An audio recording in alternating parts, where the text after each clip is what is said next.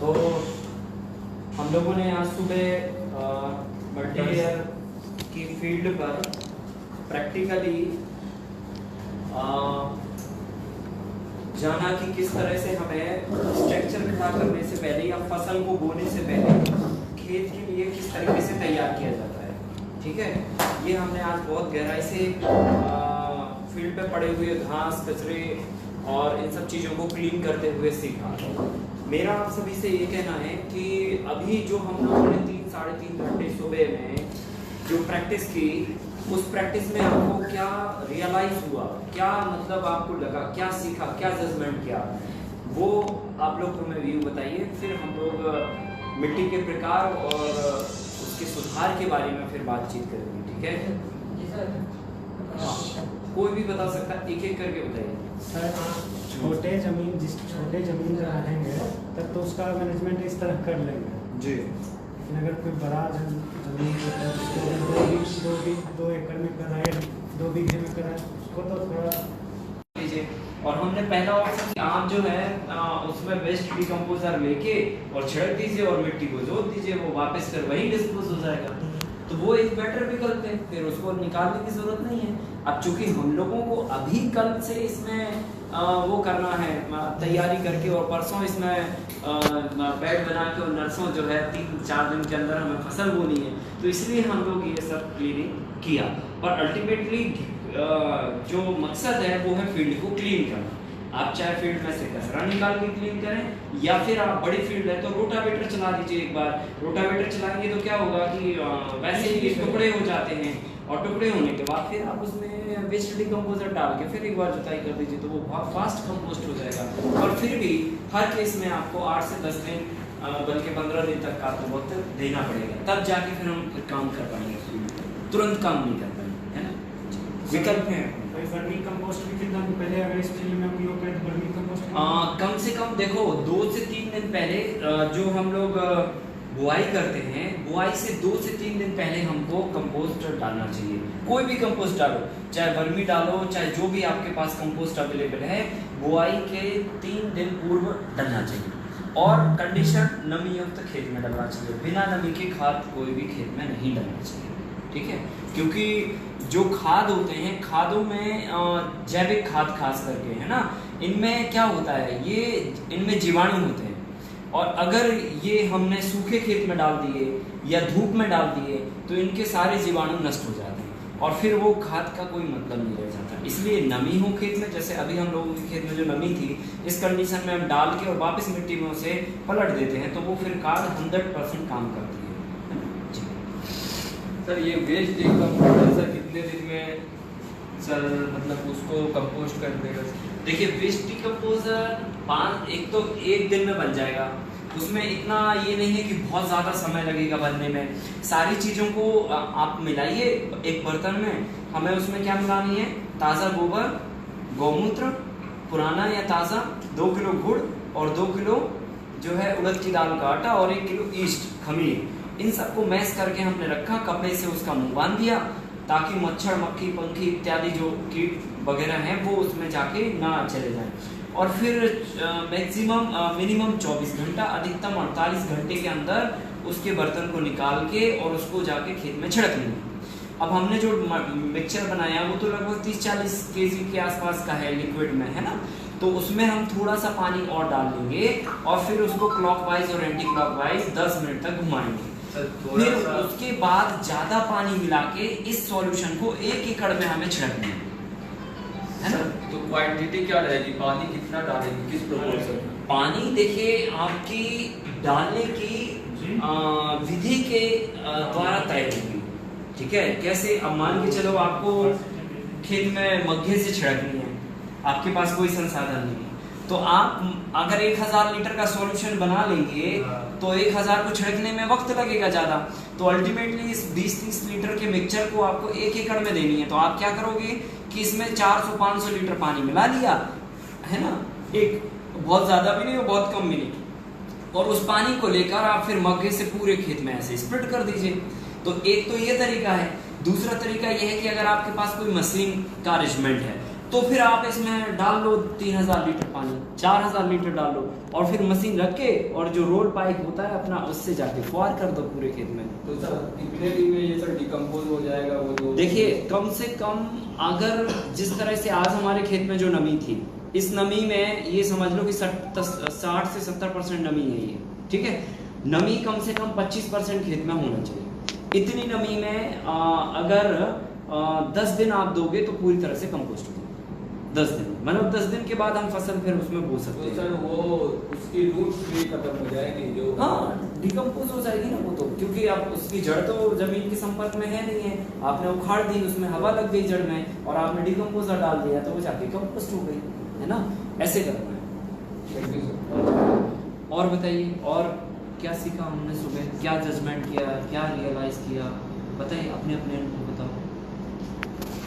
बताओ जो भी आपने जजमेंट किया। सर बीट्स का भी एक मतलब उसका एक यूज जो है, जैसे कि बीट्स को आप बोले पोटैश बन जाए, हाँ डिकम्पोज जी करके साफ करके उसका बीट्स का भी यूज है। बिल्कुल। देखिए ये एक बहुत इंपॉर्टेंट बात है कि हम लोग जो है बीट्स का यूज कर रहे हैं, नहीं तो क्या है वो वेस्ट मटेरियल है और हम लोग वेस्ट समझ के ही उसको बार बार जो है ना बुरी नजर से देखते हैं, ठीक है कि यार ये क्यों आ गया हमारे खेत में। तो अगर आ गया है तो ठीक है, उसको हम लोग अच्छी तरह से यूज कर सकते हैं। और कोई चीज सर बेस्ट पार्ट ये था सर कि उसको बिना मतलब जलाए या हाँ। फिर सर उसको यूटिलाइज कर रहे हैं सर, और जिसके कारण हमारी जमीन को कोई मतलब सर और उसके लिए वो यूजफुल हो रहा है। बिल्कुल तो वो सर बेस्ट पार्ट बहुत बढ़िया, क्योंकि देखिए हमें हर काम कोई भी काम करना है ना इन्वायरमेंटल बिहाफ पर उसको देख के जजमेंट करके ही करना है। क्योंकि अगर हमने कोई भी काम किया और अगर मौसम को नुकसान पहुंचाया तो वो मौसम जो है ना अल्टीमेटली घेर के आपके ऊपर पड़ने वाला है, ठीक है। तो वो चीज बहुत इंपॉर्टेंट है। आज पूरी दुनिया कितना सीरियस है एनवायरनमेंट को लेकर और पर्यावरण को लेकर। हम दिन प्रतिदिन एक इंसान कितना प्रदूषण फैलाता है, सुबह से लेकर शाम तक, चाहे वो कपड़ा पहने, चाहे वो मोबाइल रखे, चाहे वो पेन रखे, ये सारी चीजें भी हम जो उपयोग कर रहे हैं इनसे भी कहीं ना कहीं आपका कंट्रीब्यूशन प्रदूषण को फैलाने में हुआ है। तो हमको खेती करते समय ये ध्यान में रखना है या इवन कोई भी काम करते समय ये ध्यान में रखना है कि हम जो वस्तुओं का इस्तेमाल कर रहे हैं हम कोशिश करें इको फ्रेंडली वस्तुओं का इस्तेमाल करें, ताकि उनको बनने में भी इन्वायरमेंट को हानि ना हो और जब वो आपके हाथ से डिस्पोज हो या वेस्ट हो जाए, खराब हो जाए, तो भी इन्वायरमेंट को हानि ना हो। तो हमें उसी पॉइंट ऑफ व्यू से ही हर दृष्टिकोण अपना खेती में लगानी है कि किसी भी लेवल पे हमारा नुकसान इन्वायरमेंट को नहीं होना चाहिए। तो हम लोग जो मॉडल के ऊपर काम कर रहे हैं ये पूरा मॉडल एक तो सस्टेनेबल है, दूसरा बायोडिस्पोजेबल है कि जी इसमें जो भी चीजें हम इस्तेमाल करेंगे, लकड़ी, बांस, घास, जो भी है वो सब जो है ना मिट्टी में जाके एक दिन के बाद 4-5 साल के बाद जब इसकी उम्र खत्म हो जाएगी तो मिट्टी में मिल जाएंगी। तो ये डिस्पोजेबल पॉइंट है, तो ये मतलब बहुत बढ़िया चीज है। और जो भी हमारे खेत में इस तरह के वेस्ट होते हैं अगर हम उसको डिस्पोज करके कंपोस्ट बना लेते हैं तो बहुत बढ़िया बात है, क्योंकि इससे इन्वायरमेंट बच रहा है कहीं ना कहीं। अगर तो हम डिस्पोज नहीं करेंगे तो कहीं किनार पे आप डाल के सुखाओगे, फिर वो इधर उधर उड़ेगा, फिर जाके आप आग लगा दोगे, तो वो हमारे इन्वायरमेंट को नुकसान पहुंचाएगा। तो हर एक एंगल को, हर एक विधि को, हर एक पॉइंट को आपको एनालिसिस करना है कि हम जो काम कर रहे हैं उससे रत्ती भर भी इन्वायरमेंट को हानि नहीं पहुंचनी चाहिए, है ना। ये इंपॉर्टेंट बात है, क्योंकि देखो ग्लेशियर पिघल रहा है, समुद्र का जलस्तर बढ़ रहा है, धरती का तापमान बढ़ रहा है, तो कहाँ जाएंगे हम लोग, क्या करेंगे और कौन व्यक्ति इसको सुधारेगा? कोई नहीं सुधार सकता इसको। तो इसको हर एक व्यक्ति अपना अपना कंट्रीब्यूशन करके जरूर सुधार सकता है, ठीक है। तो एक तो हम रासायनिक खेती को छोड़कर जैविक खेती पे हैं, तो रसायन से होने वाले प्रदूषण से हम बच जाएंगे पहले, ठीक है। क्योंकि जो रासायनिक प्रदूषण करते हैं वो हमें दिखते नहीं है, हम लोग गाड़ियों से धुआं उड़ाते हैं वो हमें दिखता है कि जी हम धुआं उड़ा रहे हैं, ठीक है। फिर फैक्ट्रियों से जो हम धुआं निकाल रहे हैं वो हमें दिखता है कि जी धुआं निकाल रहे हैं, ठीक है। तो वहां पे हमें पॉल्यूशन समझ में आता है, लेकिन यहाँ पे पॉल्यूशन नहीं आ रहा समझ में, क्योंकि हमने खाद डाली, हमको तो दिखता है क्या, पेड़ की बढ़वार, ग्रोथ, ठीक है।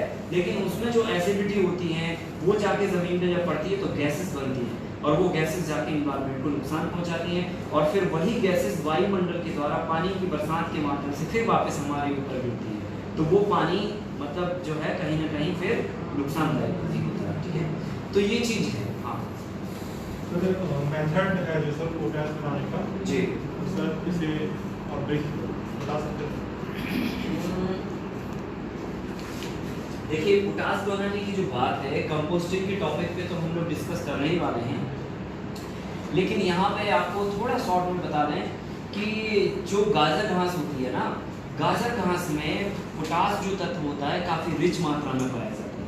ठीक है, तो जितनी भी गाजर घास है आप उसको बुरी नज़र से मत देखो, उसको उखाड़ो और उसको छोटे छोटे टुकड़े करके और उसको कंपोस्टिंग में ले जाओ, और कंपोस्टिंग की एक आइडियोलॉजी सेट कर लो दिमाग में कि हमें कंपोस्ट कैसे बनाना, चाहे गोबर का कंपोस्ट हो, चाहे सिटी वेस्ट कंपोस्ट हो, चाहे ड्राई वेस्ट कंपोस्ट हो, चाहे गीला कंपोस्ट हो, या फिर हमारे किचन से निकलने वाले मटेरियल का कंपोस्ट हो, या सूखी पत्तियों का कंपोस्ट हो, या गीली फार्म का जो वेस्ट होता है, घास कचरा छिलका इत्यादि इत्यादि, वो सब हो, सबको आप 4 फीट चौड़े पिट पे 10 से 12 फीट लंबा और 4 फीट चौड़ा, ठीक है, एक मार्किंग बना लीजिए। और खड्डा खोदने की कोई ज़रूरत नहीं है, ज़मीन के सरफेस पे ही बनाइए, क्योंकि खड्डा अगर आप खोदेंगे तो उसमें ऑक्सीजन का लेवल जो है ना बहुत कम होता है, और ज़मीन के सरफेस पे करने से ऑक्सीजन का लेवल प्रॉपर होता है। तो हम गड्ढा क्यों खोदते हैं? गड्ढा हम इसलिए खोदते हैं क्योंकि उसमें मटेरियल में मॉइस्चर बना रहे। ठीक है, तो हमको क्या करना है, फिर ऊपर भी मॉइस्चर बना के रखना है, क्योंकि हम एक दूसरा फायदा इससे ले रहे हैं कि प्रॉपरली मतलब जो है ना उसमें हवा और ऑक्सीजन और ये सब सारी चीज़ों का फ्लो प्रॉपरली होता जाएगा। तो इसको या तो आप पेड़ की छाया में करिए, या तो आपके पास कोई टीन शेड वगैरह हो, इस तरह का कुछ हो तो उसके में करिए। तो 4 फीट चौड़ा और 10 से 12 फीट लंबा हमने पिट बनाया, और उस पिट में क्या किया, जो भी हमारे पास कचरा है उस कचरे को पहले छोटे छोटे पैलेट बनाना, छोटे छोटे टुकड़े बनाना। तो उसके लिए क्या होता है, जो कटर मशीन होती है हमारी, जो गायों के लिए हम कुट्टी करते हैं, छोटे छोटे पैलेट बनाते हैं फॉडर के, उसी में आप सारे कचरे को डाल दीजिए। तो वो क्या करेंगी, टुकड़े टुकड़े करके आपको निकाल देंगी। उन टुकड़ों को आप जो है सरफेस पर बिछाइए, मतलब ज़मीन पर बिछाइए, और 4 फीट चौड़े और 10 से 12 फीट लंबे स्पेस में आपने बिछा दिए। अब हम क्या करने वाले हैं कि उसमें 1 किलो खड़ा नमक, क्रिस्टल जो होता है, क्रिस्टल नमक है ना, हाँ जो समुद्र से मिलता है। हाँ, पहले हम लोग जो है खड़ा ही नमक ही इस्तेमाल करते थे। पहले मसाला पिसता था खल्ला बट्टा से या फिर उससे, तो हम लोग क्या करते थे, उसी में धनिया मेथी और जो भी है सब मसाला डाल के उसी में 2-4 टुकड़े नमक के डाल दिए और उसको फिर पीसा करते थे। तो वो नमक हमको क्रिस्टल वाला ला के रख लेनी है, और 100 किलो कचरे पर 1 किलो नमक डालनी है। तो एक अंदाज बना लीजिए कि अगर हमने 4 टोकरी डाला, 10 टोकरी डाला, 5 टोकरी, जो भी है एग्जाम्पल, उतने में हमारा 100 किलो कचरा हो जाता है। तो जी उसमें फिर 1 किलो ऊपर से हमें क्रिस्टल नमक डाल देनी है, ऐसे टुकड़े टुकड़े बीच बीच में, ठीक है। और फिर उसके ऊपर फिर 100 किलो कचरा रखनी है, फिर क्रिस्टल नमक डालनी है, फिर 100 किलो कचरा, फिर 1 किलो नमक, 100 किलो कचरा, 1 किलो नमक, ऐसी 5 परत में आप वो टुकड़े टुकड़े डाल के और नमक भी डालते जाइए। और जब 5वां हमारा कंप्लीट हो जाए तो आपको बैग जो है ना सीधा यूं नहीं उठाना, यूं तो उठा भी नहीं पाओगे। आपको कैसे उठाना है, ऐसे उठाना है, यूट से, ठीक है, ताकि ऊपर जाके ये पूरा ऐसे रोल टाइप का बन जाए। क्योंकि ऐसे सीधे उठाएंगे तो ये तो उठ ही नहीं पाएगा, 2 फीट में ये बिखरेगा। तो हमें क्या करना, अंदर को ढकेलते हुए और ऊपर जाके टॉप इसकी मिला देंगे, तो क्या होगा, यू शेप का कर्व बन जाएगा। और इस यू शेप का कर्व लगभग 2 फीट मैक्सिमम हाइट का बनेगा, क्योंकि 5 परत आप जब डालोगे 100 किलो कचरे की तो हाइटेड हो जाएगा। तो 2 से 2.5 फीट से ज़्यादा इसकी हाइट नहीं लेना चाहिए। इवन जब भी हम कंपोस्ट बनाएं तो ज़मीन में जो अंदर खड्डा खोद के भी हम बनाते हैं अगर, तो उसकी डेप्थ भी 2 फीट से ज़्यादा नहीं होनी चाहिए, ये ध्यान रखना।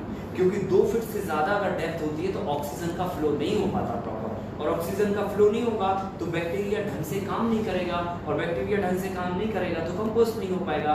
और आपने अंदाज़ा लगाया होगा कि जहाँ पे भी लोग गोबर को खड्डे में पटकते हैं, उन्होंने बहुत गहरा खड्डा बना दिया, बोले साहब जो है ना बहुत सारा बन जाएगा, तो पता चला 2 साल बाद भी वो गोबर कच्चा निकलता है, अंदर हरा का हरा निकलता है, 2 साल बाद भी एज इट इज के एज इट पड़ा रहता है, कुछ नहीं होता उसका।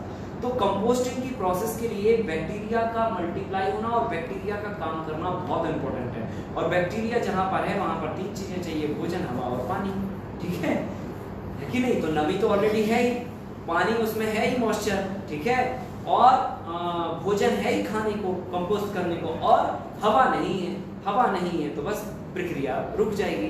तो हमको जमीन के सरफेस पर बनाना ज्यादा बेटर रहता है, ठीक है। तो हमने क्या किया, 4 फीट चौड़ा 10 से 12 फीट लंबा बिट लिया और उसको यू शेप में ऐसे कर दिया, और इसके ऊपर हमने फिर जूट का बोरा डाल दिया, ठीक है। हमने क्या किया, जूट का बोरा डाल दिया। तो जूट का बोरा क्या होता है कि एक तो एरिएशन भी करता रहता है, मतलब उसके जो छिद्र होते हैं उसमें से एयर पास होती रहती है, पैक नहीं होता वो।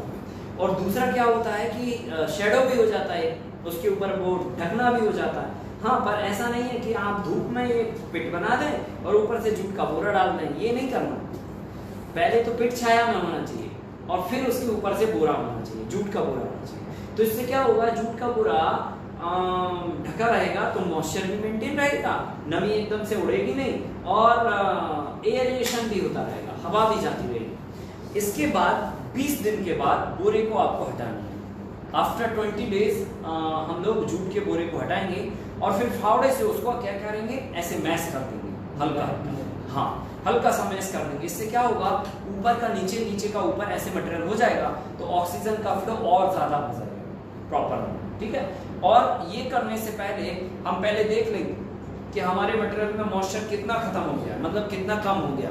अगर 25% से कम हो गया तो क्या करनी है, उस पे हल्का सा गौमूत्र का स्प्रे मार देना, ठीक है। अगर उपलब्ध ना हो तो ठीक है, थोड़ा गौमूत्र ले लिया, बाकी का पानी ले लिया,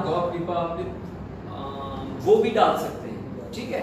तो उससे क्या होगा कि मॉइस्चर जब आप डालोगे तो उस मॉइस्चर से मतलब कंपोस्टिंग की जो प्रोसेस है वो फास्ट हो जाएगी। तो 25% के आसपास हमें मॉइस्चर रखना है, ये ध्यान, कितना, 25%। एकदम सूखा नहीं होना चाहिए और एकदम ऐसा नहीं कि हम पानी डालते जा रहे हैं नीचे से पानी बह रहा है, ऐसे भी नहीं होना चाहिए। मॉइस्चर 25% का, इतने ही मॉइस्चर में सॉइल के अंदर या कंपोस्टर के अंदर बैक्टीरिया प्रॉपरली काम करते हैं, ठीक है। तो हमने 25% मॉइस्चर मेंटेन कर दिया और फिर वापस बोरे से ढक दिया। फिर यही प्रोसेस हम रिपीट 20 दिन के बाद फिर करेंगे।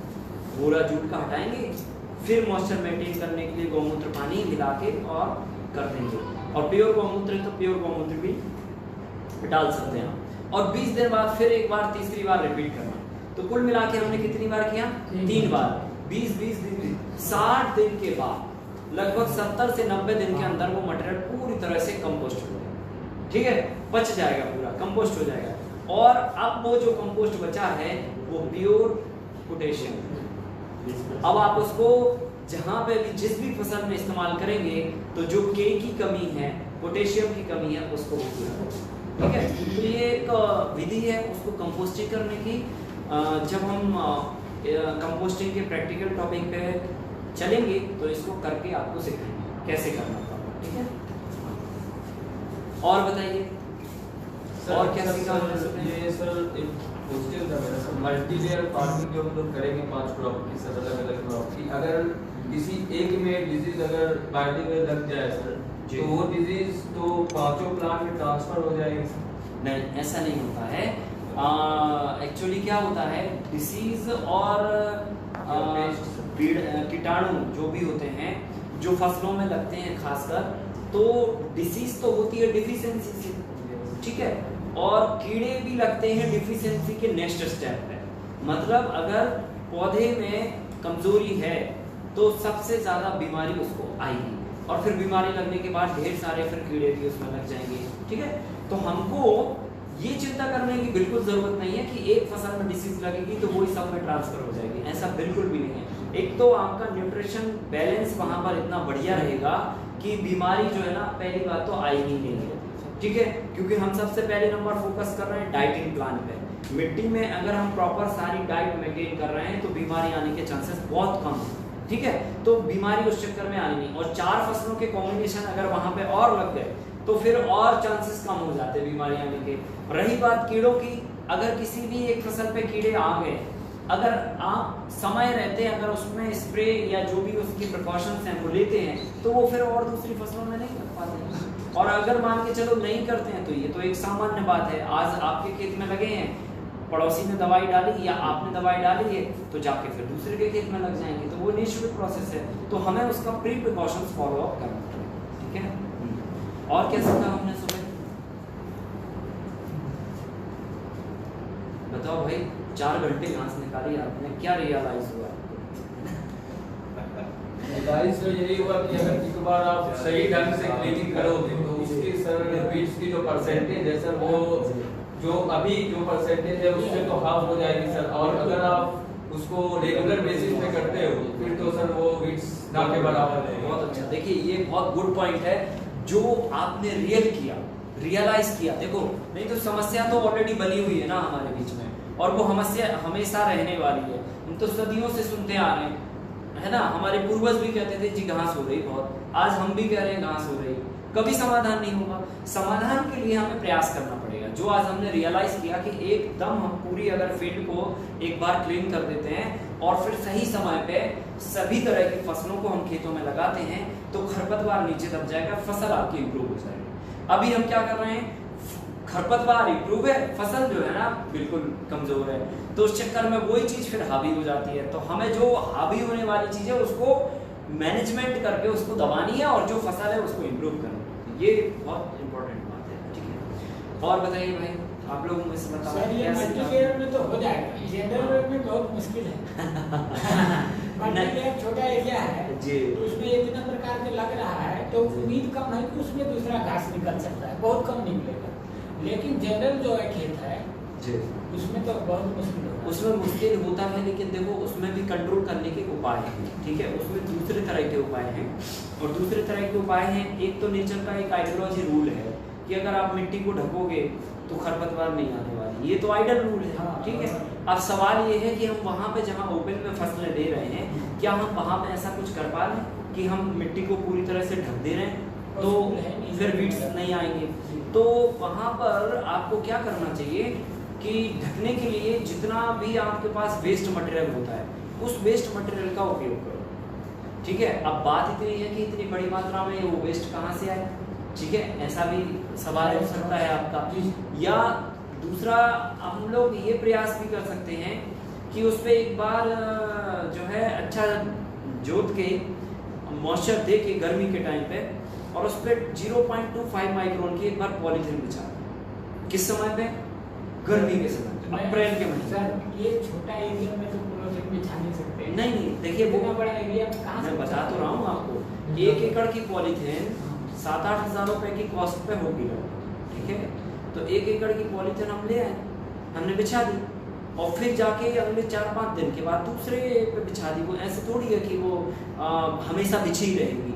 जो हमारा मोथा घास है, उसका कोई अल्टरनेट है? किसका?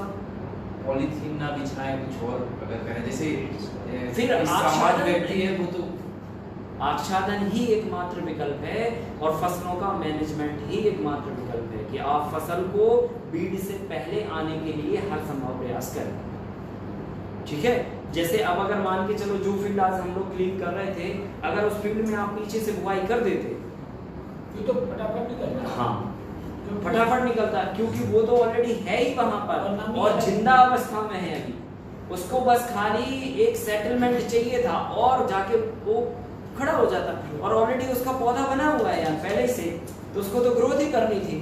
तो कुल मिला के हम लोग ये क्यों कर रहे हैं? क्योंकि मैक्सिमम से मैक्सिमम हम वहां से इस चीज को अलग ही कर रहे हैं पहले ही, ताकि जो भी हम फसल बोए वो पहले आए और घास बाद में।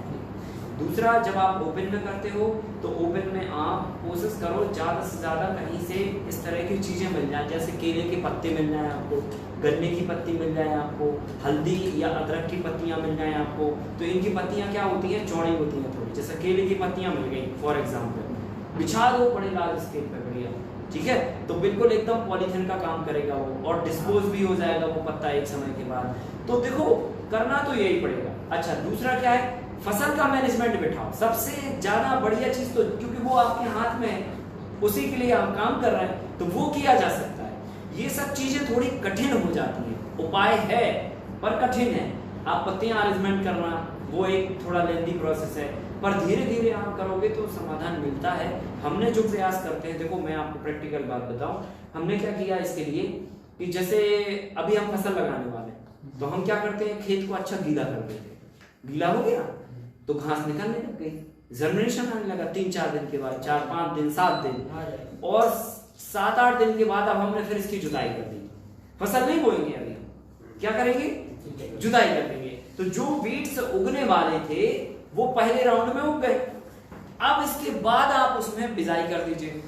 तो जो सेकंड राउंड में बीज आने वाले हैं वो अब थोड़े लेट आएंगे, क्योंकि पहले राउंड में जो आने थे उनको फटाफट वो आ गए, वो जल्दी जर्मिनेट होने वाले सी।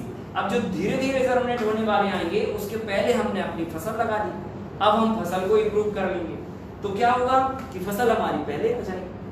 तो ये चीज जो है ना, बहुत छोटे छोटे उपाय आपको करने पड़ेंगे, तभी हम इससे फ्री हो पाएंगे। हम कोई ऐसा विकल्प सोचें कि जी कोई दवाई है या कोई जादू की छड़ी है कि जी ये ना आए इसके लिए हम ये कर लें, तो ये संभव नहीं है। ये तो प्रकृति की व्यवस्था का पार्ट है, और साहब ये तो हो गई होगा, इससे आप बच नहीं सकते। हाँ, इसका उपाय जरूर करो, ठीक है। तो ये उपाय आप सोचिए।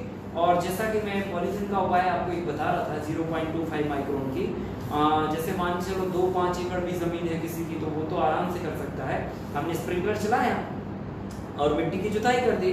जुताई करने के बाद हमने पॉलीथीन को पूरे खेत में बिछा दिया, कोई गैप नहीं, पूरा ढक दिया, और चारों तरफ और बीच बीच में उसमें पत्थर डाले, और कम से कम 7-8 दिन बल्कि 10 दिन तक हम उसको ढका रहने देंगे। तो उससे क्या होगा, नमी है नीचे, नमी है तो जर्मिनेशन होना ही होना है, ठीक है। ह्यूमिडिटी बढ़ेगी तो वो पौधा जर्मिनेट होगा, और जर्मिनेट होके इतना हाई टेम्परेचर होगा वो, क्योंकि ढका रहेगा ना पॉलीथीन, इवापोरेशन भी चलेगा, और ऊपर से मतलब एक अजीब टाइप की गर्मी वहां पर क्रिएट होगी, और उस गर्मी में जितने भी जर्म होंगे वो धीरे धीरे धीरे धीरे करके उगेंगे और जर्म खत्म हो जाएंगे। क्योंकि जब ह्यूमिडिटी होती है तो कोई भी बीज जो है ना मजबूरी में जर्मिनेट होने पर तैयार हो जाता है। बैक्टीरिया पे कोई इफेक्ट नहीं है?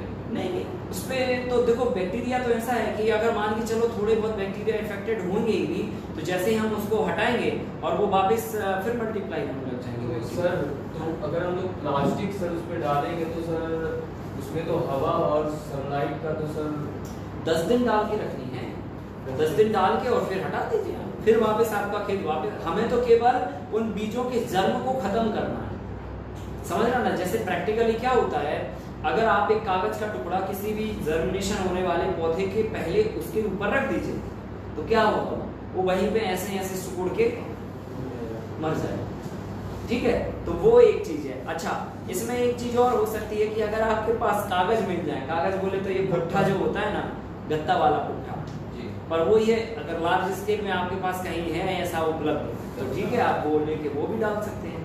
जूट के खराब वाले बोरे अगर आपके पास कहीं उपलब्ध हैं, हो सकता किसी के पास हो, है कि नहीं है, कि उन्होंने कहा साहब हमारा तो शक्कर का काम है, हमारे तो खूब बोरे निकलते हैं फटे हुए वेस्ट जो कोई काम के नहीं होते हैं, तो ठीक है, फसल होने के बाद आप बोरे बिछा दीजिए जमीन पे, तो उससे भी वीड्स कंट्रोल होगा। तो कुल मिला के मिट्टी के स्पेस को ढकना ये आइडियोलॉजी है। अगर मिट्टी का स्पेस खुला रहा तो फिर कुछ ना कुछ उगले, या तो आप फसल उगाओ और या तो फिर उसको ढको, दो में से कोई एक काम करो। और लेयर फार्मिंग में हम लोग क्या करते हैं, ढकते तो है नहीं, फसल उगाते हैं उस पर, तो वो मैनेजमेंट से वीड्स नहीं होता। और हम लोग जब ये मॉडल पूरा कंप्लीट करेंगे तो आप खुद से रियलाइज, ये समझ डेवलप कर पाओगे कि हाँ हम कैसे इस खरपतवार को कंट्रोल करें, ठीक है। तो ये उपाय है खरपतवार को कंट्रोल करने। सर सभी क्रॉप के लिए तो सही है सर, धान के लिए सर हम लोग वीड मैनेजमेंट सर कैसे? देखिए, धान के लिए प्री मैनेजमेंट करना पड़ेगा, जो मैंने आपको बताया कि पहले आप खेत में पहले ही पानी दे दो और फिर खरपतवार को उग जाने दो, 1 हफ्ते तक कुछ मत करो, और फिर जाके उनको जोत के और फिर पानी भरो, फिर मचाओ खेत को, तो बहुत कंट्रोलिंग हो जाएगी। और जब पानी भर दोगे तो बहुत कंट्रोल हो जाएगा। कंट्रोल होता है, पर क्या है ना, जैसे पानी सुखाते हैं, हाँ, हर समय पानी भर के नहीं, उसको सुखाना भी है, पानी भी देना है। जब हम सुखाते हैं, जमीन सूख जाता है, उसका जो गीलापन खत्म हो जाता है, तो फिर उनको करना चाहिए। देखो पता है ना, इसके पीछे एक कारण भी है, मैं आपको बता रहा हूँ ना। प्रैक्टिकली आप ये जजमेंट करना, अगर फसल कमजोर है, मैं फिर वही बात पे आता हूँ, अगर फसल कमजोर है, देखो एक मौका मिला ना, कौन सा मौका मिला कि हमने पौधों को जर्मिनेट कर दिया खरपतवार को और वापस जोत दिया, समझना बात को। तो पहला तो हमें मौका मिल गया कि साहब अब एकदम तत्काल से तो नहीं आएंगे, क्योंकि जो जमने वाले थे वो जम चुके। अब सेकंड राउंड में जब आप कह रहे हो कि खेत सुखाएंगे तो निश्चित आएंगे, तो हमें क्या करना है, उसके पहले ये सोचना है कि फसल उसके पहले पूरा औरा बना ले अपना। अब वो बना नहीं पाती है, कारण क्योंकि हम एक संतुलित डाइट नहीं डालते, अगर हम उस पर भी काम करेंगे, पीछे से संतुलित डाइट पर काम करेंगे, तो वो पौधा क्या होगा, प्रॉपर ऑरा बना लेगा। और जब वो ऑरा बना लेगा तो आप घास को निकलने दो, कोई दिक्कत नहीं है। वो इतना ऑरा बना लेगा कि घास निकलेगी और धीरे जाके वहीं के वहीं शांत हो जाएगी, क्योंकि ये फसल पूरा अपना वर्चस्व स्थापित कर लेगा। तो ये चीज हमें सोचनी है।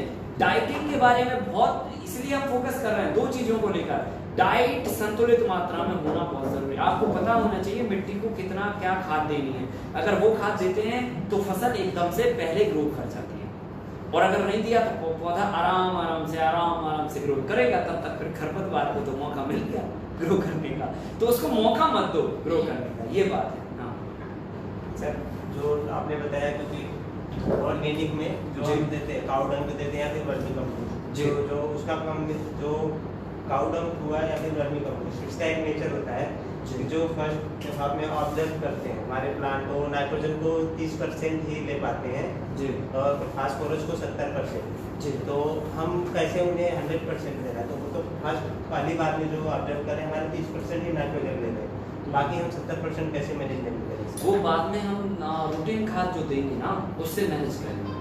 अभी ये तो खैर हालांकि ये जवाब आपका कंपोस्टिंग वाले टॉपिक पे है, पर ब्रीफ कर देता हूँ मैं आपको। अगर हम एक बैलेंसिंग मैन्योरिंग अल्टरनेट उस पर देंगे, देखो ये तो है बेसल डोज जो हमने कंपोस्ट दिया या जो भी मटेरियल दे रहे हैं, फसल लगाने के पूर्व दिया जाने वाला खाद बेसल डोज कहलाता है। वो हमने जब दे दिया, इसके बाद हम रनिंग खाद भी देते हैं। ऐसे नहीं है कि फिर हमने दे के फ्री हो गए। फिर हम लिक्विड मैन्योर बनाते हैं, और लिक्विड मैन्योर के लिए हम मटका खाद बनाते हैं, जो मतलब एक बहुत ही चमत्कारी खाद है। और उसको हम 15 से 20 दिन के अंतराल पे, और अगर वेजिटेबल लगी तो 10 से 15 दिन के अंतराल पे डेली बेसिस पे, मतलब रूटीन बेसिस पे देते हैं। तो उससे क्या होता है कि नाइट्रोजन की जो कमी है वो बराबर पूरी करता है, ठीक है ना। और पौधे को एक चीज चाहिए हमेशा ध्यान रखना, हर उम्र पे खाद चाहिए, ठीक है। आप जैसा सोचो, हमारी जिंदगी अगर 60 बरस की है तो क्या हम ऐसा करते हैं कि 20 बरस का खाना एक बार खा लिया, फिर 20 बरस का एक बार, और फिर 20 बरस का एक बार? ऐसे करते हैं क्या? नहीं करते। हम प्रतिदिन एक जो हमारा स्वास्थ्य की जो एक प्रक्रिया है या डाइजेशन की प्रक्रिया है, उसके अंतर्गत हम थोड़ा डालते हैं। जब वो डाइजेस्ट हो जाता है तो हम फिर थोड़ा डालते हैं, फिर डाइजेस्ट हो जाता है फिर थोड़ा डालते हैं, ठीक है। तो हमें क्या है, तत्वों की जो आवश्यकता है, डाइटिंग की जो आवश्यकता है, वो बार बार पड़ती है ना, लगातार पड़ती रहती है। और हम एक बार में पूरी लाइफ का खाना नहीं खाते, या पूरी लाइफ का न्यूट्रिशन एक बार में नहीं देते, बॉडी नहीं ले सकते, अडॉप्ट ही नहीं कर सकती है, ठीक है। भले तो चाहे हम सामने रख लें, उससे क्या फायदा। ऐसे ही हम मिट्टी के साथ भी करते हैं कि अगर एक बार में कितने ही आप खाद डाल दो, पौधा अपने हिसाब से ही उठाते रहेगा हमेशा, बराबर ना। तो पौधे को हर स्टेज पर, हर उम्र पर सभी तरह के तत्वों की आवश्यकता होती है। हमारे भारत में एक बहुत मिसअंडरस्टैंडिंग पॉइंट है कि किसान क्या करते हैं, हमने देखा है हमारे पड़ोसी, हमारे बहुत सारे भाई जो जिनको हम देखते हैं, वो क्या करते हैं, एक ही बार में खाद दे देते हैं। जैसे उदाहरण के तौर पे हम लोग गेहूं लगा रहे हैं या पैडी लगा रहे हैं, तो हमने गेहूं लगाया तो उन्होंने गेहूं के साथ में जो है खाद मिक्स करके और सीड ड्रिल से बो दिया। तो आपने क्या किया कि फास्फोरस को और थोड़ी मात्रा में नाइट्रोजन को बोनी के साथ में या बिजाई के साथ में फसल को दे दिया। अब पौधे को शिशु अवस्था में तो जितना खाद चाहिए वो मिल गया, लेकिन फिर उसको थोड़ी और आगे की अवस्था में चाहिए, थोड़े और आगे की अवस्था में चाहिए, थोड़ा और आगे चाहिए, थोड़ा और आगे चाहिए, और फ्रूटिंग के टाइम पे सबसे ज्यादा चाहिए। जब वो फूल फल देने की स्थिति में आता, तब जाके पौधे को सबसे ज्यादा डाइट की आवश्यकता होती है, क्योंकि उस समय पौधे की सबसे ज्यादा एनर्जी फल फूल बनाने में लगती है। तो अगर उस समय पे हमारी डाइट कमजोर है तो तुरंत से बीमारी पकड़ेगी, हाँ डिसीज पकड़ेगी, कमजोरी होगी पकड़ेगी। जैसे अगर मान के चलो हमारी एक उम्र है, एक एज है, हम जो है ठीक है बचपन में खूब खाते हैं, लेकिन जब हमें मेन काम करने की बात आई तब हमने अपना खाने बंद कर दिया या कमजोर खाना कर दिया या खाए ही नहीं, तो क्या होगा, धीरे धीरे करके शरीर टूटेगा, और शरीर टूटेगा तो क्या होगा, बीमारी फटे से पकड़ेगी। कोरोना आएगा तो सबसे पहले आपको ही झपड़ेगा, ठीक है, या कोई और आया तो वो पहले आपको ही पकड़ेगा। तो कमजोर शरीर के लिए बीमारी पकड़ती है सबसे पहले, और अगर मजबूत हेल्दी शरीर है तो फिर आपको कुछ कोई कुछ नहीं बिगाड़ने वाला। तो सेम कॉन्सेप्ट मिट्टी के ऊपर लागू होता है। तो हम मिट्टी में एक संतुलित आहार दें और उसको डेली रूटीन बेसिस पे डिसाइड करें कि हम इसको कैसे, मतलब डेली तो नहीं दे सकते, लेकिन हाँ 10 से 12 दिन के अंतराल में अगर आप लिक्विड मैन्योर जो देते हो उससे कैल्शियम, फॉस्फेट, मैग्नीशियम, नाइट्रोजन और तमाम तरह के जो मैन्योर हैं जो मिलना चाहिए पौधे को, वो एक एक एज पर मिलते जाते हैं, हर एक एज पर मिलते जाते हैं। तो प्लांट्स जो है ना अपना बैकअप कभी नहीं खोता, ठीक है। जैसे सर मटका खाद कितने दिन होता है? वो तो 5 दिन में हो जाती है। 5 दिन। तो सर जैसे छिड़काव मारते हैं, हाँ तो धान के खेत में ऐसे गिरा सकते हैं पानी के साथ? हाँ बिल्कुल गिरा सकते तो सर जैसे 1 एकड़ है तो उसमें कितना लीटर चाहिए? लीटर वही 20-20 का जो कॉम्बिनेशन हम बता रहे थे सुबह, है ना, वो 1 एकड़ का डोज है। 20 लीटर? 20 हाँ 20 kg गोबर, 20 लीटर गौमूत्र। नहीं सर, मटका खाद पूछ रहे हैं। हाँ वही मैं बता रहा हूँ कि जो 20-20 का कॉम्बिनेशन सुबह बताया था, मटका खाद का फॉर्मूला उससे मिलता जुलता है, मतलब उतनी क्वांटिटी में वो मटेरियल डलता है जो सुबह हमने डिकम्पोजर का फॉर्मूला बताया था, ठीक है। तो उतनी क्वांटिटी में वो मिक्सचर 1 एकड़ के एरिया को देना। तो आप पानी अपनी सुविधा अनुसार मिला के और 1 एकड़ के खेत में दे दो। भाई 20-30 लीटर तो देना मुश्किल हो जाएगा, इतना बड़ा एरिया और 20 लीटर कहाँ आप 40 लीटर डालोगे, उसके लिए तो 100-200-500 लीटर तो करना पड़ेगा। तो आपके पास जो भी सुविधा हो डालने की, उस सुविधा के अनुसार वो मटेरियल डाल सकते हैं, ठीक है। जैसे मान चलो आपके पास मशीन है, तो मशीन तो क्या होगी, बहुत थोड़ा थोड़ा तो आएगी, लेकिन नहीं आएगी पानी, वो तो क्वांटिटी से निकालेगी। तो हम लोग पहले ही क्वांटिटी यहाँ पे ज्यादा डाल दें ताकि वो क्वांटिटी से मटेरियल निकलता जाए, ठीक है कि सर एक करेला जो पेड़ है उसको उसमें क्या दवा है? देखो सूखना अब कई कंडीशन से सूखना हो सकता है किसी ने जड़ खा ली हो सकता है कि जो है हाँ ये भी हो सकता है कि जड़ें सुरक्षित हो जी, और मिट्टी जहां तक होती है सरफेस के बाद से जो तना निकलता है वहां पर कोई कीड़ा बैठा हो और उसको उसने खा लिया हो। जड़ें सेफ है, पौधा भी सेफ है, लेकिन यहाँ मामला गड़बड़ है, ठीक है। तो हमें देखना पड़ेगा कि कहाँ रिपेयरिंग मारनी है।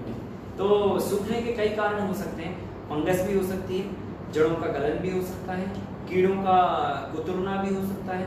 तो वो एक बार देखिए, आप पेड़ को उखाड़ के देखिए कहाँ दिक्कत है। अगर जड़ें सूखी हैं तो समझ लो कि जड़ों से प्रॉब्लम चालू हुई है। अगर मान के चलो मिट्टी के ऊपर तने में कहीं फॉल्ट दिख रहा है कि यार ये तो इधर खा लिया किसी कीड़े ने, तो फिर समझ लो कि वो जड़ों से जो तत्व आ रहे हैं वो ऊपर नहीं जा पा रहे, इसलिए सूख गया। और सर ये कद्दू के पेड़ बाहर क्या है, फूल भी ले लिया है, उसमें बाकी है ना क्या चीज है? कद्दू के पेड़, कद्दू में क्या हो रहा है? फूल आप ले लिया है, फल नहीं रहा है, फूल आ गया। देखो हर एक पौधे में कितने दिन हुए फूल आए? हो गया 10-15 दिन। अच्छा, तो अब आना चाहिए, क्योंकि जो कई बार क्या जो लता वाली फसलें होती हैं उनमें हमेशा पहले सप्ताह में नर फूल आते हैं, ठीक है। तो वो नर फूल आते ही हैं और उनमें फल नहीं लगते। फिर उसके बाद 1 सप्ताह के बाद उनमें मादा फूल आने लगते हैं और फिर उनमें फल लगते हैं। और अगर इस तरह का हो कि नहीं नर ही नर आते जा रहे हैं, मादा आ ही नहीं रहे, तो उसकी फिर आप प्रूनिंग कर दीजिए, आप कटाई छटाई कर दीजिए, तो फिर उसमें फल ठहरना चालू हो जाते हैं, ठीक है। रेशियो क्या रखना चाहिए सर? अगर हम पूर्वी में रखें कद्दू वाली में, तो क्या रेशियो रखना चाहिए मेल और फीमेल का? रेशियो मतलब कैसा? मतलब कि कितने फीमेल पर एक मेल फ्लावर या ऐसा कुछ नहीं।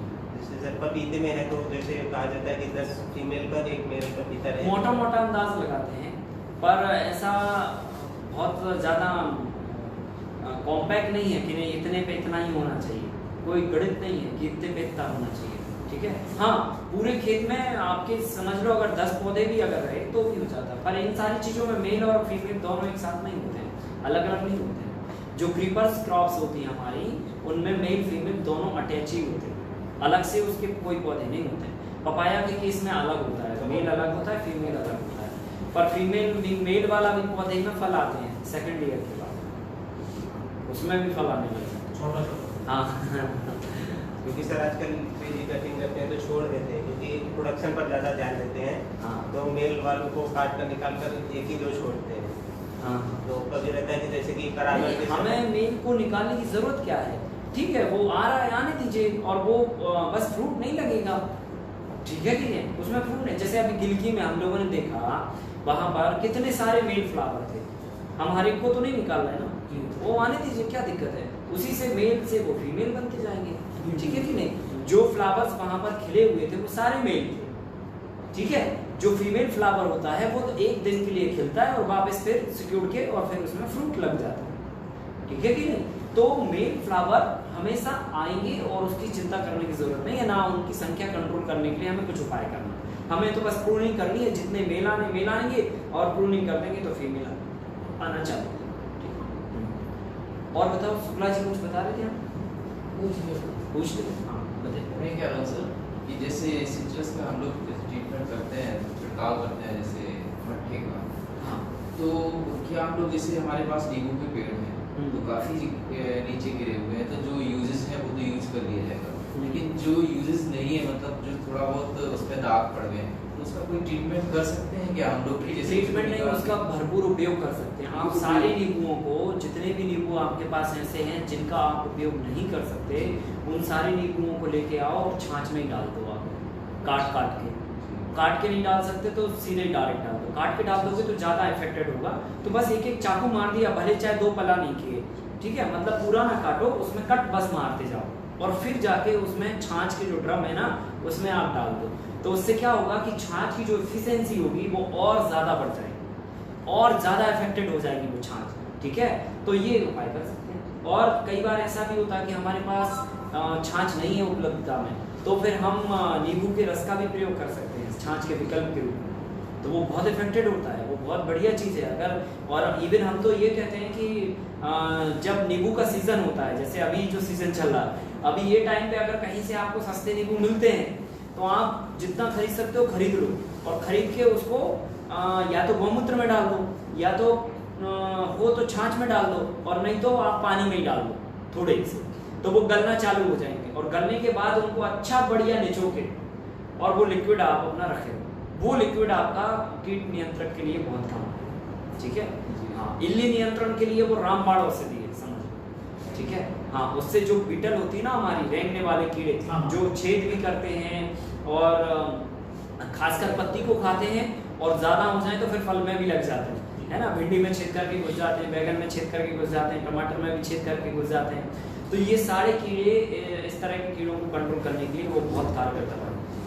तो जितना भी हो खरीद सकते हो खरीद लो, ये सीजन में नींबू सस्ता मिलता है ना, मंडी में तो 4-5 रुपए किलो मिल जाता है। और हमने देखा कई बार जब नींबू खराब हो जाते हैं तो व्यापारी के पास ज़्यादा होते हैं तो वो ढेर लगा के ऐसे छोड़ देता है, तो हम लोग वो भी कैरी कर सकते हैं, है कि नहीं, और उनको करने के लिए डालो तो तो सब निकाल कर फेंकता है। अरे नहीं, अभी इकट्ठा कर लो, ठीक है, नींबुओं को इकट्ठा करो, भले तो चाहे छाछ का ड्रम नहीं हो या फिर हमारा कोई भी ड्रम नहीं है तब भी कोई जरूरत नहीं, आप तो एक अलग से ड्रम कर लो और उसमें आप भरते जाओ, ठीक है। वो डायरेक्ट स्प्रे करना है फिर पानी में मिला के करना है, 100-250 ml रस लेना होता है इसका, ठीक है।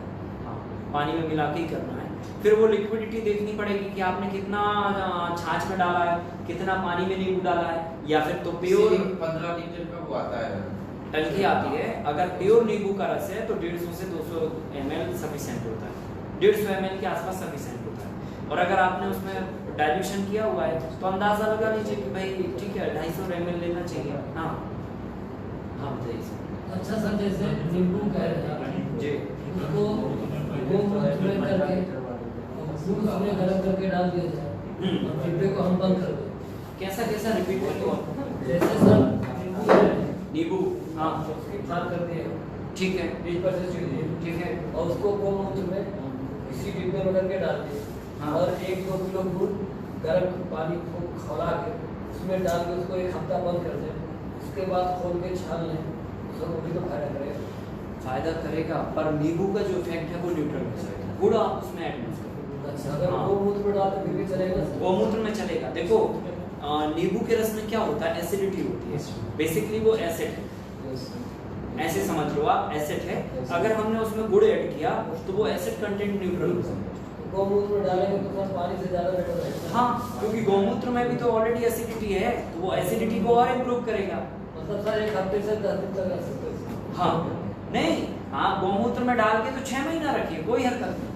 नहीं उसको बाद में छान के तो उसको तो ज़्यादा गुड़ आप डालो ही मत, गुड़ तो डालो ही नहीं, हाँ, नहीं तो कोई मतलब नहीं है उस कॉम्बिनेशन का, मतलब ठीक है। वो कुछ डाल सकते हैं। अच्छा सर, हाँ। ये वैसे मैं एक जानकारी के लिए पूछ रहा हूँ, गौ कृपा अमृत के साथ क्या हम 100 या 100 ml डाल सकते हैं क्या नींबू का रस?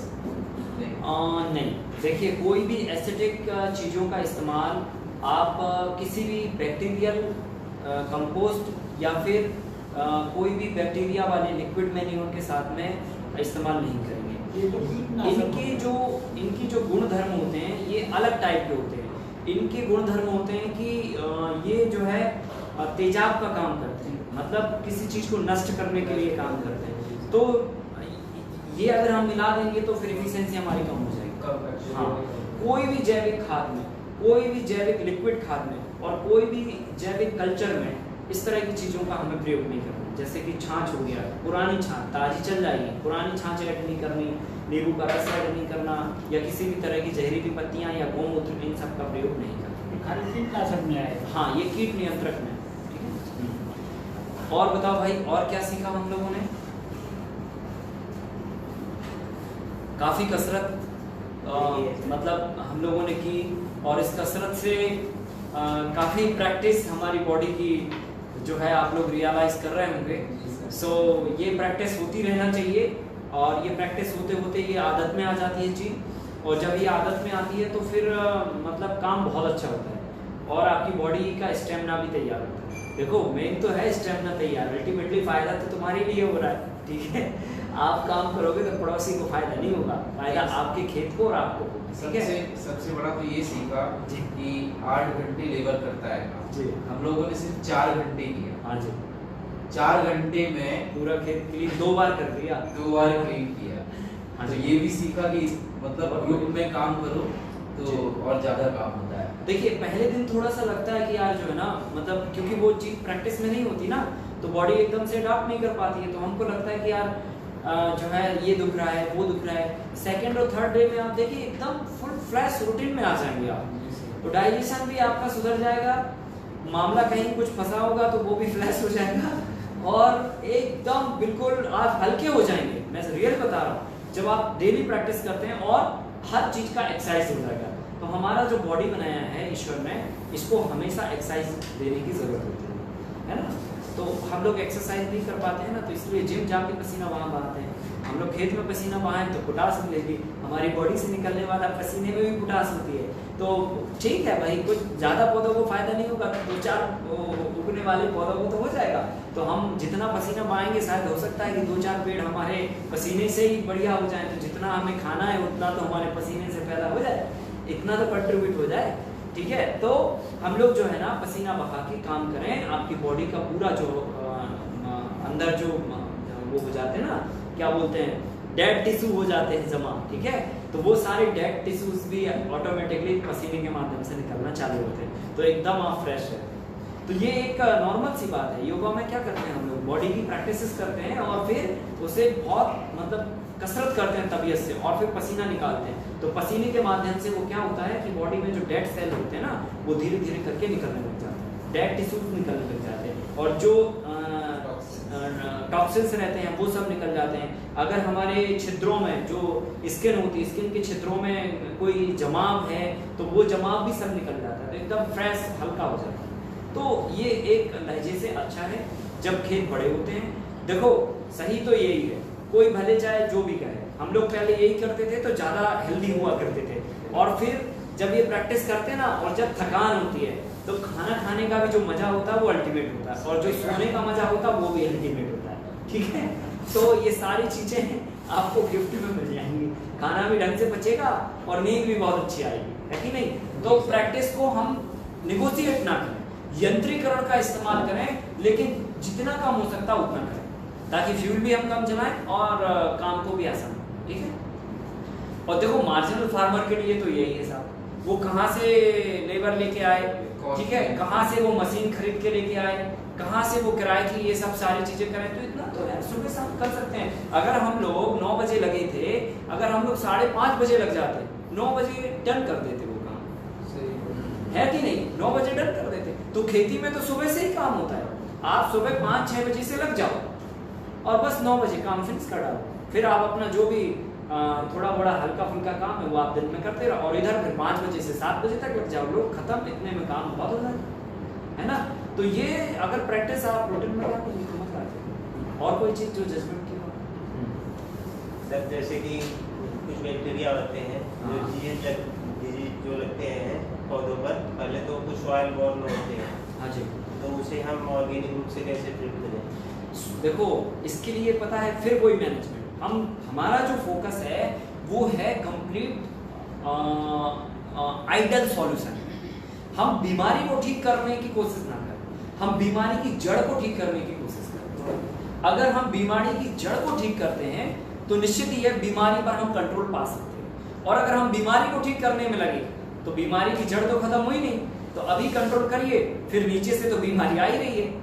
बात समझ रहे ना। तो बीमारी की जड़ पता है क्या है?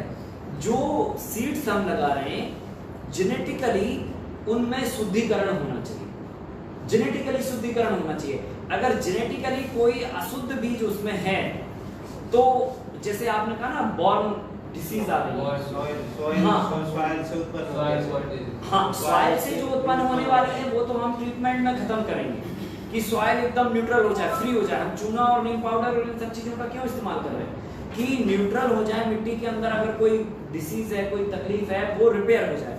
फिर हम कंप्लीट डाइट मेंटेन कर रहे हैं कि हेल्दी डाइट दे रहे हैं तो प्लांट्स हेल्दी होगा। और अगर उसके बाद भी हो रहा है तो समझ लो सीड में भी ये चीज हो सकती है कि भाई सीड से ही कोई जेनेटिकली कमजोर बीज हो तो वो जाके वो फील्ड में भी कमजोरी के साथ उग रहा है और उसमें फिर बीमारी आ रही है, तो उसमें फिर हमें बीजों के शोधन पर काम करना है। तो वो बीजों की जो प्रक्रिया है उसका भी एक टॉपिक है आपका थ्योरी का कि हम बीजों को कैसे शोधन करें, कैसे शुद्ध बनाएं और कैसे बीजों का सिलेक्शन करें। ये बहुत बारीक टॉपिक है, इसको भी हम बहुत अच्छे से सीखेंगे, समझेंगे। ठीक है, तो बहुत अच्छा मुझे लगता है आप सभी का अनुभव रहा। सुबह की जो प्रैक्टिसेस हम लोगों ने की है और आने वाले पूरे 7 दिनों में जो हम प्रैक्टिसेस करने वाले हैं उन सभी प्रैक्टिसेसों में सबका अपना अपना मजा है। ठीक है, सबकी अपनी अपनी प्रैक्टिस है। आज हम लोगों ने जो प्रैक्टिस की उसमें पूरी बॉडी का जो है कहना चाहिए एक्सरसाइज हो गया। अभी जो हम कल काम करने वाले हैं उसमें दूसरी तरह की एक्सरसाइज होगी, परसों जो करेंगे उसमें और दूसरी तरह की होगी।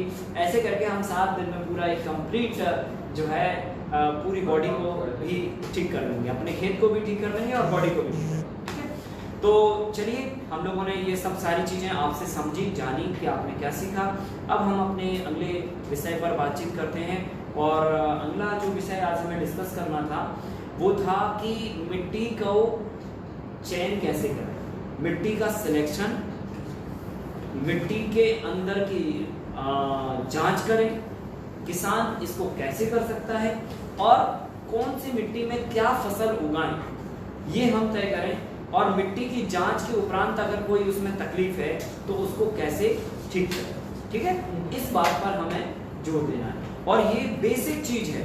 अगर ये बेसिक चीज समझ गए तो क्या होगा, आने वाली जो भी हम फसल खेतों में उगाएंगे वो हम बहुत सूझबूझ और समझदारी से उगाएंगे। हम कोई भी गड़बड़ काम नहीं करेंगे क्योंकि हमें पता है कि इसमें आलू उगेगा तो हम फिर क्यों मेथी उगाने में फोकस करेंगे। हम आलू ही उगाएंगे क्योंकि उसमें आलू बहुत बेटर होता है। ठीक है कि नहीं, हमें पता है कि इसमें जी गन्ना बहुत अच्छा होगा तो फिर हम आलू उगाने में फोकस नहीं करेंगे। तो ये चीज हमें पता तो होना चाहिए कि किसमें क्या उगेगा, कौन सी मिट्टी के प्रकार क्या होता है। ये पे हम आज अभी चर्चा आपसे करते हैं। तो सबसे पहले नंबर मिट्टी के प्रकार पर बात कर लेते हैं। ठीक है, मिट्टी के जो प्रकार होते हैं वैसे तो देखा जाए तो मिट्टी कई प्रकार की होती है, बहुत सारे टाइप्स होते हैं मिट्टी के। 100 से भी ज्यादा प्रकार की मिट्टियों का वर्णन हमारी सॉइल साइंस में है। ठीक है, परंतु मोटा मोटी एक समझ कि हमारे को किस तरह की मिट्टियों का जजमेंट करना है, मोटा मोटी कितने प्रकार की मिट्टी होती है वो हम लोग समझते हैं। बहुत बारीक में हमको जाने की जरूरत नहीं है, मोटा मोटी हमारी जो एक किसान के लिए आवश्यक है, हमारे लिए आवश्यक है खेती करने के लिए, वो जान लेते हैं। 3 कैटेगरी में मिट्टियों को बांटा है। ठीक है, 3 कैटेगरी में मिट्टी को अपन ने बांटा है क्योंकि ऐसे तो बहुत सारे प्रकार हैं, फिर कंफ्यूज होते रहेंगे। अभी 100 प्रकार याद रखने में मुश्किल हो जाएगी, है कि नहीं? और फिर एनालिसिस जजमेंट करना भी बहुत मुश्किल हो जाएगा कि 67 नंबर की मिट्टी है या 3 नंबर की या 99 नंबर की है। तो हमें मिट्टी को 3 कैटेगरियों में बांटना है। नंबर 1 पहला black cotton soil. Black cotton soil का मतलब होता है काली चिकनी मिट्टी जो पानी को होल्ड करके रखती है, पानी को पकड़ के रखती है, इसको बोलते हैं ब्लैक कॉटन सॉइल। और ये यहाँ तो नहीं है आपके इस उत्तराखंड में, ठीक है, लेकिन कुछ मध्य प्रदेश के इलाके में है, कुछ साउथ के इलाके में है, और कुछ जो है ना आपके महाराष्ट्र में भी नहीं है, गुजरात और जो है आपका इस तरफ क्या बोलते हैं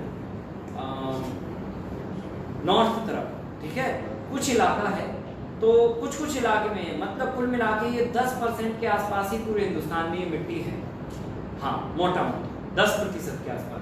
और जो दोमट मिट्टी ये ब्लैक कॉटन सॉइल जो होती है, जो पानी पकड़ के रखती है, इसमें हैवी मटेरियल सबसे ज्यादा होता है। हैवी मटेरियल मतलब अनाज वाली फसलें बहुत बेस्ट है, हाँ अनाज वाली फसलें, जैसे आप इसमें धान बो लीजिए बहुत अच्छी होगी, आप इसमें जो है गेहूं बो लीजिए बहुत अच्छा होगा, चने बो लीजिए बहुत जबरदस्त होंगे, ठीक है, दालें बो लीजिए वो बहुत अच्छी होगी। कुल मिला के जो ब्लैक कॉटन सॉइल होगी उसमें दो मतलब जो है क्या नाम से अनाज वाली फसलें सबसे बेस्ट होगी। क्लियर ना? तो हमें क्या करनी है, मोटा मोटा अपने खेत पे ये जजमेंट करना है कि हमारी मिट्टी कैसी है। ब्लैक कॉटन है ना, तो ब्लैक कॉटन है तो क्या सिम्टम्स होना चाहिए, एक तो काली होगी, और जरूरी नहीं है कि वो काली ही हो, ठीक है, काली भी हो सकती है, पीली भी हो सकती है, रेड भी हो सकती है, और जो है भूरी टाइप की भी हो सकती है, सफेद टाइप का भी कैरेक्टर हो सकता है, पर चिकनी होना चाहिए। चिकनी का मतलब आप समझते हैं ना, जैसे पानी गिरा और अगर हमने पैर रखा तो समझ लो कि वो सीमेंट जैसा शेप ले है ना, जैसे सीमेंट होता है ना, हम प्लास्टर मारते हैं ना, बिल्कुल वैसे अगर हो गई और आपने फिर उसके ऊपर पानी देखा तो पता चला वो एक बूंद भी पानी नीचे नहीं जाता, वो ज्यों का त्यों पानी भरा है, जैसे हम सीमेंट कर रहे थे ना और फिर पानी डालें तो एक बूंद भी नीचे नहीं जाता, ऐसे होना चाहिए। अगर इस तरह की मिट्टी है तो उसको बोलेंगे हम ब्लैक कॉटन सॉइल। और अगर पानी गिरा और ठीक है पैर रखा तो पैरों में मिट्टी चिपक के आ गई तो वो ब्लैक कॉटन सॉइल नहीं है। अब दूसरी कैटेगरी होती है दोमट कैटेगरी, दोमट सॉइल, है ना। दोमट सॉइल का मतलब ये होता है कि एक ही मिट्टी में दो तरह के कैरेक्टर, मिट्टी भी हो और मिट्टी के अलावा भी कुछ हो।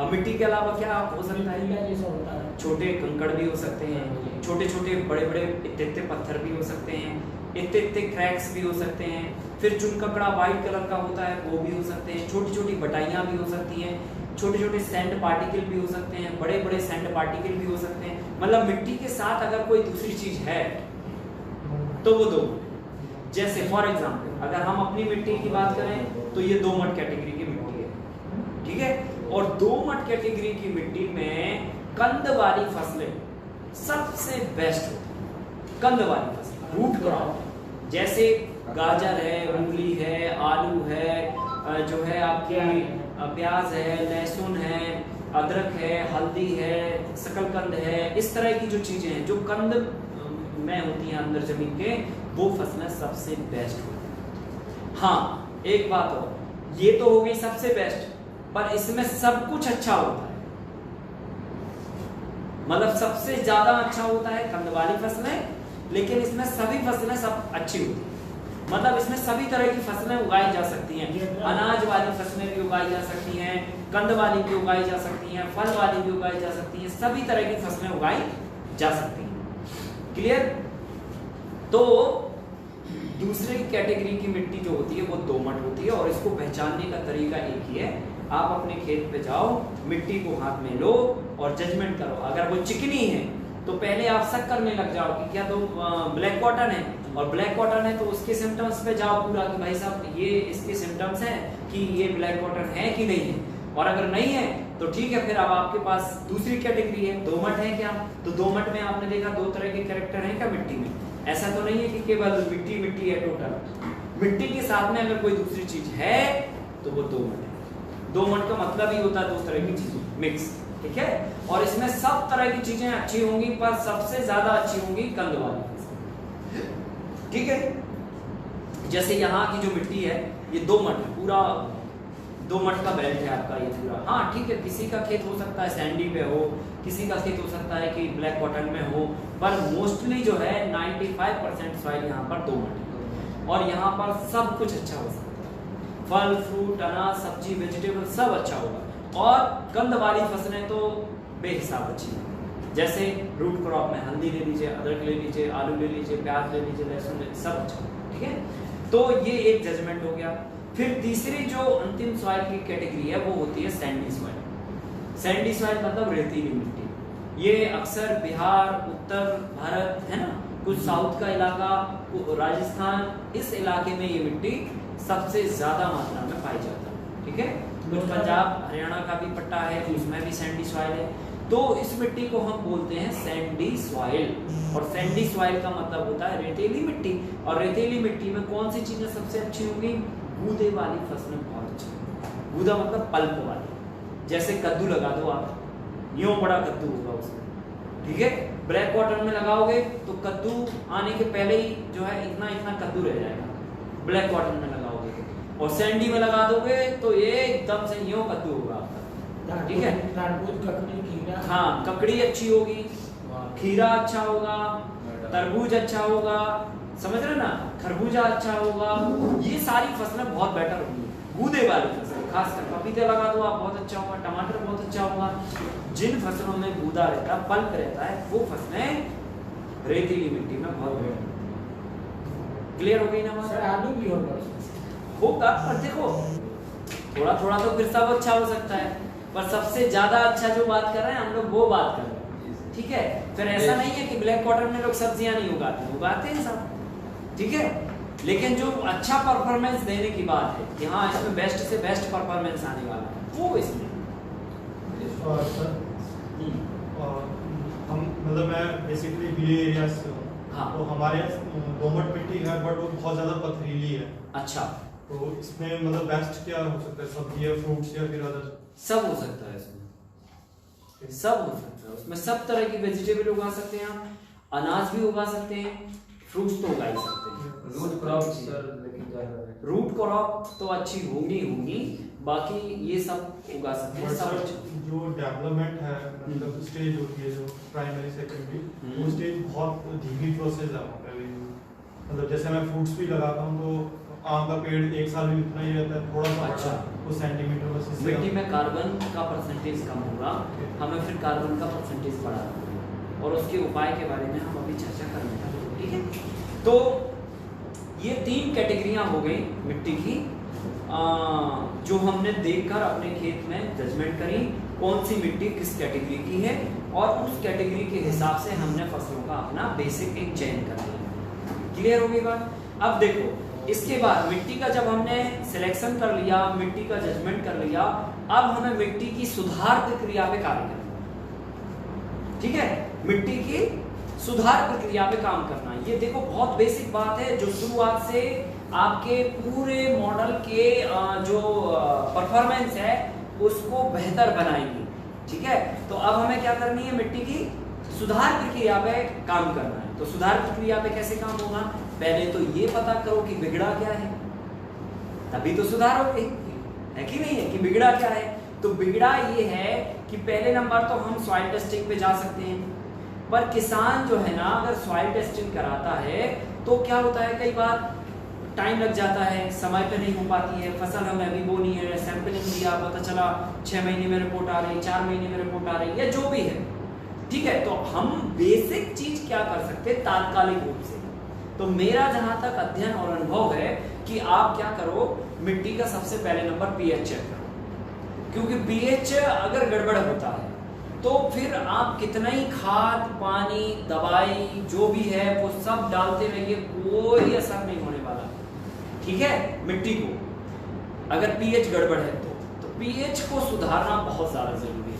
आप इस बात को ऐसे समझ लीजिए कि अगर हमारे लिए शरीर में कोई तकलीफ है, पेट गड़बड़ है मान के चलो, और हम किशमिश का हलवा खाए जा रहे हैं, फायदा करेगा क्या? नहीं करेगा। तो पहले क्या सुधारना?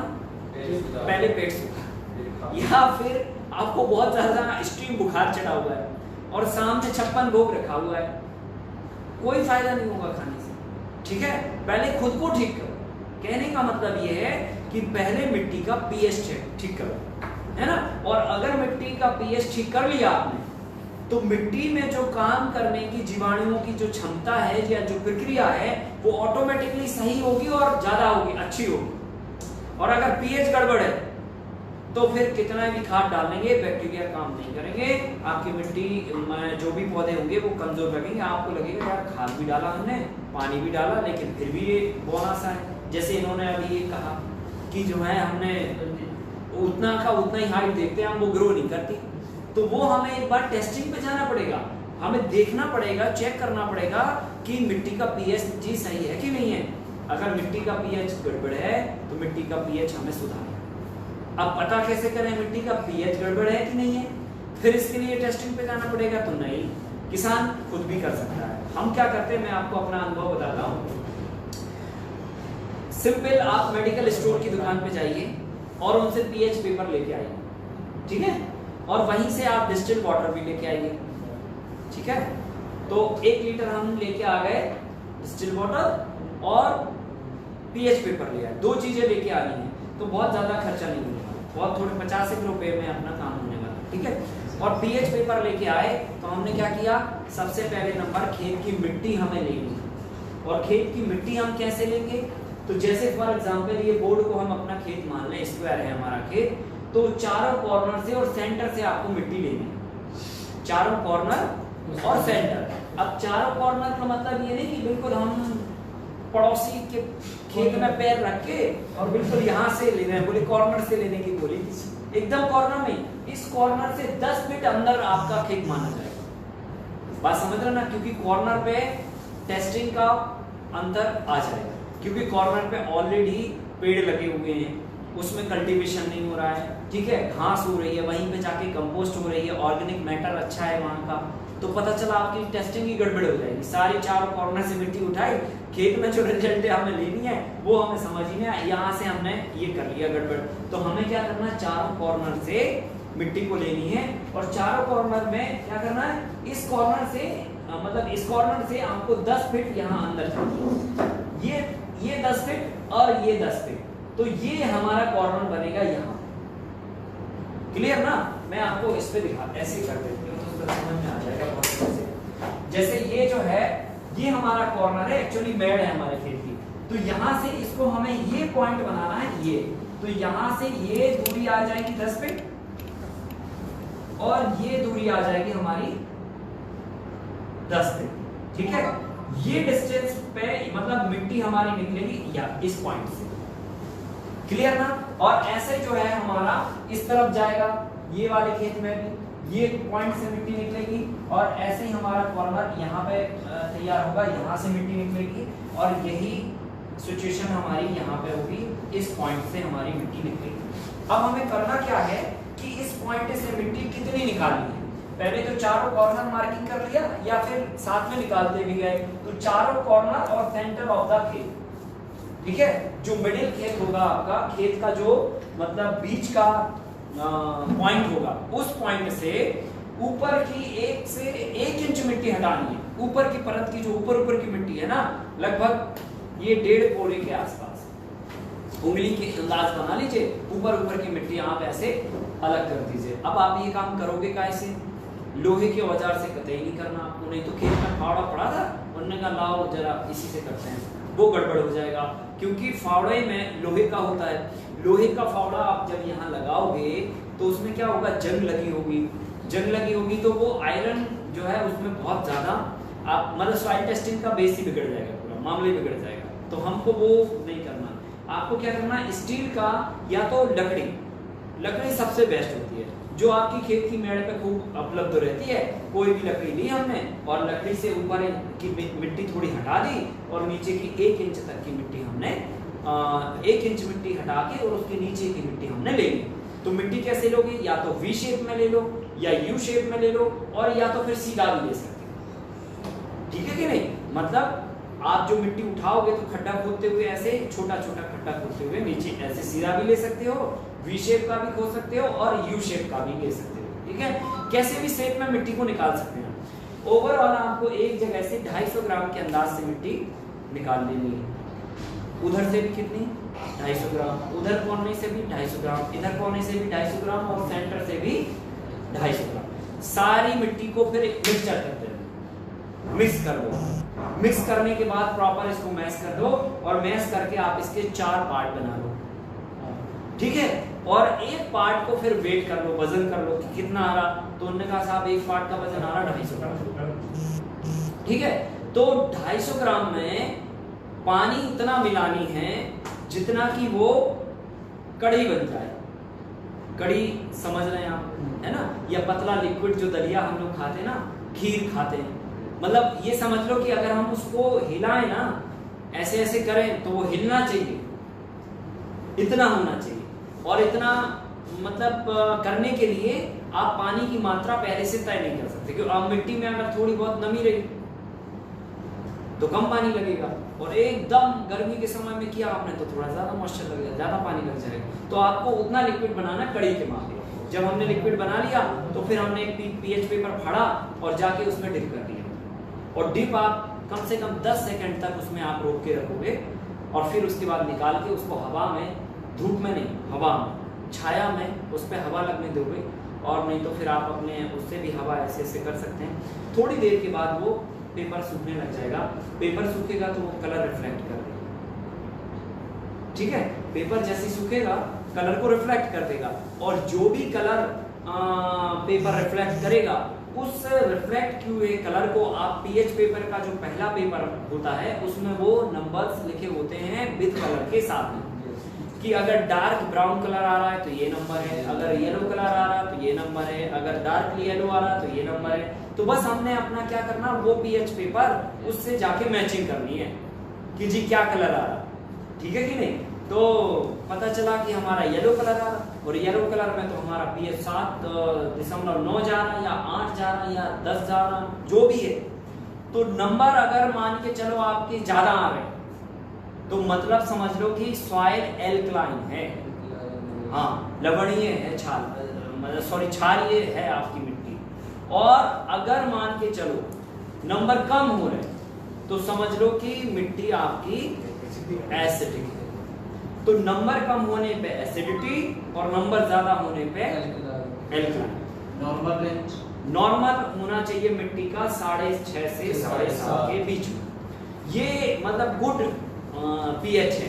अगर हाँ 1-2 पॉइंट और आगे पीछे होते हैं तो फिर वो रडार पे है, मतलब उसमें बहुत ज्यादा सीरियस होने की जरूरत नहीं। लेकिन अगर 6.5 से पता चला एकदम 6 आ गया, या 5.5 आ गया, 5 आ गया, 4.5 आ गया, तो फिर तकलीफ का विषय है। फिर मिट्टी के अंदर जो भी खाद पानी आप डाल रहे हो कोई फायदा नहीं होने वाला, ठीक है। और अगर पीएच ज्यादा भी है, नंबर ज्यादा है, तो भी कोई फायदा नहीं होने वाला। तो कुल मिला के इसको हमें मेंटेन करना होता है, और मेंटेन करने के लिए कुछ उपाय करने पड़ेंगे। फॉर एग्जाम्पल अगर मिट्टी का पीएच ज्यादा है, ठीक है, तो ज्यादा आने की कंडीशन में मतलब नंबर ज्यादा है, तो जैसे 7.5 एक स्ट्रीम हमारा होना चाहिए कि भाई 7.5 होना चाहिए। 8 आया तो 8 पे आप क्या करोगे कि क्षारीयता होने से, ज्यादा क्षारीयता होने से गौमूत्र का आप इस्तेमाल करोगे। नींबू के रस का भी इस्तेमाल कर सकते हैं, जो हमने आपको बताया था, नींबू के रस का भी हम लोग इस्तेमाल कर सकते हैं। तो क्षारीयता ज्यादा होगी तो हम क्या करेंगे, एसिडिक चीजों का इस्तेमाल करेंगे। और एसिडिक चीजों में सबसे जो बेस्ट होता है वो होता है गौमूत्र। आप जैविक खाद जो भी बनाओगे, आपको पता है कि हमारी मिट्टी क्षारीय लेवल की है, तो हम उसमें क्या करेंगे, एसिडिक चीजों को ज्यादा डालेंगे। तो क्या करना है, जैसे मान के चलो 7.5 से 8 है पीएच, तो 100 लीटर गौमूत्र आपका 1 एकड़ के एरिया में जाना चाहिए। अब ये आपकी जिम्मेदारी है। आपने बांटा था ना, दिया था आपने? नहीं सर, नहीं है, दिया था, जब नहीं यही होता है जी। सर एक हाँ कंटेस्ट कर सकते हैं सर वहाँ पे? हाँ कर सकते हैं ना, हम लोग कर लेंगे, अभी भी कर लो, कोई दिक्कत नहीं, कल जा रहे हैं वहाँ कर लेंगे। और डिस्टिल वाटर को जरूरी नहीं है कोई, ये जो मिनरल वाटर भी चल जाएगा, ऐसे भी कोई पानी अपना बॉयल करके भी चल जाएगा, क्योंकि डिस्टिल वाटर में कोई बहुत खास होता नहीं है। वैसे यहाँ केमिस्ट्री के लैब में कहोगे डिस्टिल वाटर दे देंगे। देखिए ये पीएच पेपर है और इसमें नंबर दिए हुए हैं। सिंपल है बिल्कुल, एक छोटा सा इतना पेज है और इसको लेके आपको डिप करनी है, ठीक है। तो हम लोग इसका प्रैक्टिकल भी कर लेंगे, पेपर है हमारे पास, तो अपने सॉइल का हम लोग पीएच पता कर लेंगे, ठीक है। तो हमने क्या किया कि मिट्टी को जो है अगर पीएच ज्यादा है, नंबर ज्यादा है, तो नेचर उसका एसिडिक है, और एसिडिक नेचर की कंडीशन में हमें क्या करनी है, 100 लीटर गौमूत्र का इस्तेमाल करनी है जैविक खाद के रूप में या तो पानी के रूप में, कैसे भी आपको खेत में पहुंचानी है, ठीक है। अगर नंबर 8 है तो, और अगर 8 से फिर 8.5 हो गए तो फिर कितनी क्वांटिटी, फिर 100 लीटर और बढ़ जाएगी। फिर अगर 9 हो गए तो 100 और बढ़ जाएगी। फिर अगर 9.5 हो गए, मतलब हर आधा नंबर पे यहाँ पे 100 ऐड। सर गौमूत्र या फिर उसके साथ कुछ और नहीं, गौमूत्र सबसे बेस्ट, काफी है, गौमूत्र सबसे बेस्ट होता है। तो हमने इस तरह से वो ट्रीटमेंट मार दिया। अब हमें क्या करना है, अब आ जाओ दूसरे पक्ष पे। अगर अम्लीयता ज्यादा है खेत में, ठीक है, एसिडिक कंडीशन है, तो हम एसिडिक कंडीशन में 3 तरह की चीजों का प्रयोग कर सकते हैं। एक तो हम रॉक फास्फेट का डायरेक्टली इस्तेमाल कर सकते हैं, दूसरा हम चूना पाउडर का इस्तेमाल कर सकते हैं, और तीसरा हम जिप्सम का इस्तेमाल कर सकते हैं, ठीक है। तो तीनों कंडीशन, मतलब तीनों के ट्रीटमेंट में वही फॉर्मूला लागू होगा कि अगर मान के चलो आइडियल पीएच हमारा 6.5 है, तब तो ठीक है कोई बात नहीं, लेकिन जैसे ही 6 हुआ तो हम 100 kg एप्लीकेशन मारेंगे, 100 kg चूना डालेंगे, 100 kg जो है जिप्सम डालेंगे, 100 kg रॉक फास्फेट पाउडर डालेंगे। जैसे ही आधा नंबर कम और हुआ तो फिर हम 100 बढ़ा देंगे, आधा नंबर फिर कम हुआ फिर 100 बढ़ा देंगे। तो ये क्वांटिटी आपको ब्रॉडकास्ट करनी है खेत में फसल बोने के पूर्व में, जब आपका पीएच चेक हो जाए। तो पीएच जो है ना चेक करना बहुत सामान्य प्रक्रिया है और इसे हमें कर लेना चाहिए, और अगर पीएच गड़बड़ है तो उसकी सुधार प्रक्रिया पर हमको काम करना चाहिए। अगर पीएच की सुधार प्रक्रिया पर काम नहीं हुआ तो फिर मिट्टी में बहुत ज्यादा रिजल्ट लेने की आप अपेक्षा मत करिए, ठीक है। तो हमने 2 चीजें यहाँ पर जानी, एक ये तो मात्रा बता रहे हैं, मात्रा जो बता रहे हैं ये पर 1 एकड़ यूनिट पे होता है। हाँ, 1 एकड़। ये मत समझो कि तुम्हारे 2 कट्टे पे भी वही होगा और 3 एकड़ पे भी होगा, ऐसा नहीं। हाँ, ये बात क्लियर कर, यूनिट 1 एकड़, 1 एकड़ का यूनिट की बात हो रही है। 1 एकड़ के एरिया में ये डोज डालेंगे। इवन जो अगले 6-7 दिन तक भी हम जो डिस्कस करने वाले ना, वो 1 एकड़ के डोज पे ही बात करते हैं टोटल। चाहे तो हमने वेस्ट डिकम्पोजर के सॉल्यूशन की बात करी, या फिर हम जो भी मैन्योर की बात करेंगे, जो भी दवाई की बात करेंगे, या जो भी बात करेंगे, उसमें यूनिट कांस्टेंट 1 एकड़ का हम मापदंड निर्धारित करके ही उसकी क्वांटिटी डिसाइड करते हैं। अच्छा देखिए क्या होता है, हम जब रॉक फास्फेट मटेरियल डालते हैं तो रॉक फास्फेट मटेरियल में क्या होता है, रॉक फास्फेट पाउडर को एसिड चाहिए होती है सॉल्युबल होने के लिए, क्योंकि रॉक फास्फेट मटेरियल जो होता है वो पत्थर के रूप में होता है जिसकी माइनिंग होती है। तो अगर आपके खेत में एसिडिटी ज्यादा है तो आप डायरेक्ट रॉक फास्फेट पाउडर को ब्रॉडकास्ट खेत में कर दीजिए, तो जो भी मिट्टी के अंदर एसिडिटी होगी वो एसिडिटी को रॉक फास्फेट पाउडर क्या करेगा, कंज्यूम कर लेगा, खींच लेगा, ठीक है। और मिट्टी से जब एसिडिटी कंज्यूम हो जाएगी, खिंच जाएगी, तो हमारी एसिडिटी नॉर्मल हो जाएगी। वो चूना पाउडर डाल के भी कर सकते हैं और वो जिप्सम डाल के भी कर सकते हैं। तो तीनों तरह के जो ट्रीटमेंट हैं हमारे लिए, वो ट्रीटमेंट हमें करके मिट्टी का पीएच सुधारना चाहिए, ठीक है। 2 बातें हो गई हमारी। नंबर 1, पहली बात हमने समझी मिट्टी के प्रकार के बारे में, कौन सी मिट्टी में किस तरह की फसलें होनी है, मिट्टी का चयन हमने किया कि दोमट मिट्टी है, सैंडी सॉइल है, या फिर रेतीली सॉइल, ठीक है। तो ये हम यहाँ पर फिल्टर हो गए। फिर हमने क्या किया, मिट्टी के परीक्षण, मतलब उसके पीएच को जानने की कोशिश करी कि मिट्टी हेल्दी है कि नहीं है। ऐसा तो नहीं उसको फीवर चढ़ा है और हम दिए जा रहे हैं खाद पानी, ठीक है। तो हमने फीवर चेक कर लिया, मतलब पीएच चेक कर लिया, और पीएच अगर गड़बड़ आया तो हमने उसको सुधार के बारे में बात कर ली, ठीक है। तो 2 चीजें हमारी यहाँ पर क्लियर हो जाती हैं। अब हमें क्या करना है कि जब हमने ये क्लियर कर लिया कि मिट्टी का साहब जो है ना पीएच ये है और इसकी सुधार के लिए हमें ये आवश्यकता है, तो वो हमने करके और फ्री हो गए। अब हमें मिट्टी की हेल्थ पर ध्यान देना। जैसे हो गया ना, आदमी पहले बीमार था तो हमने पहले चेक करवाया, टेस्ट करवाया, टेस्ट में जो चीजें आई उसके हिसाब से हमने उसका इलाज किया, दवाइयां दी, अब व्यक्ति स्वस्थ हो गया, मतलब बीमारी से ठीक हो गया।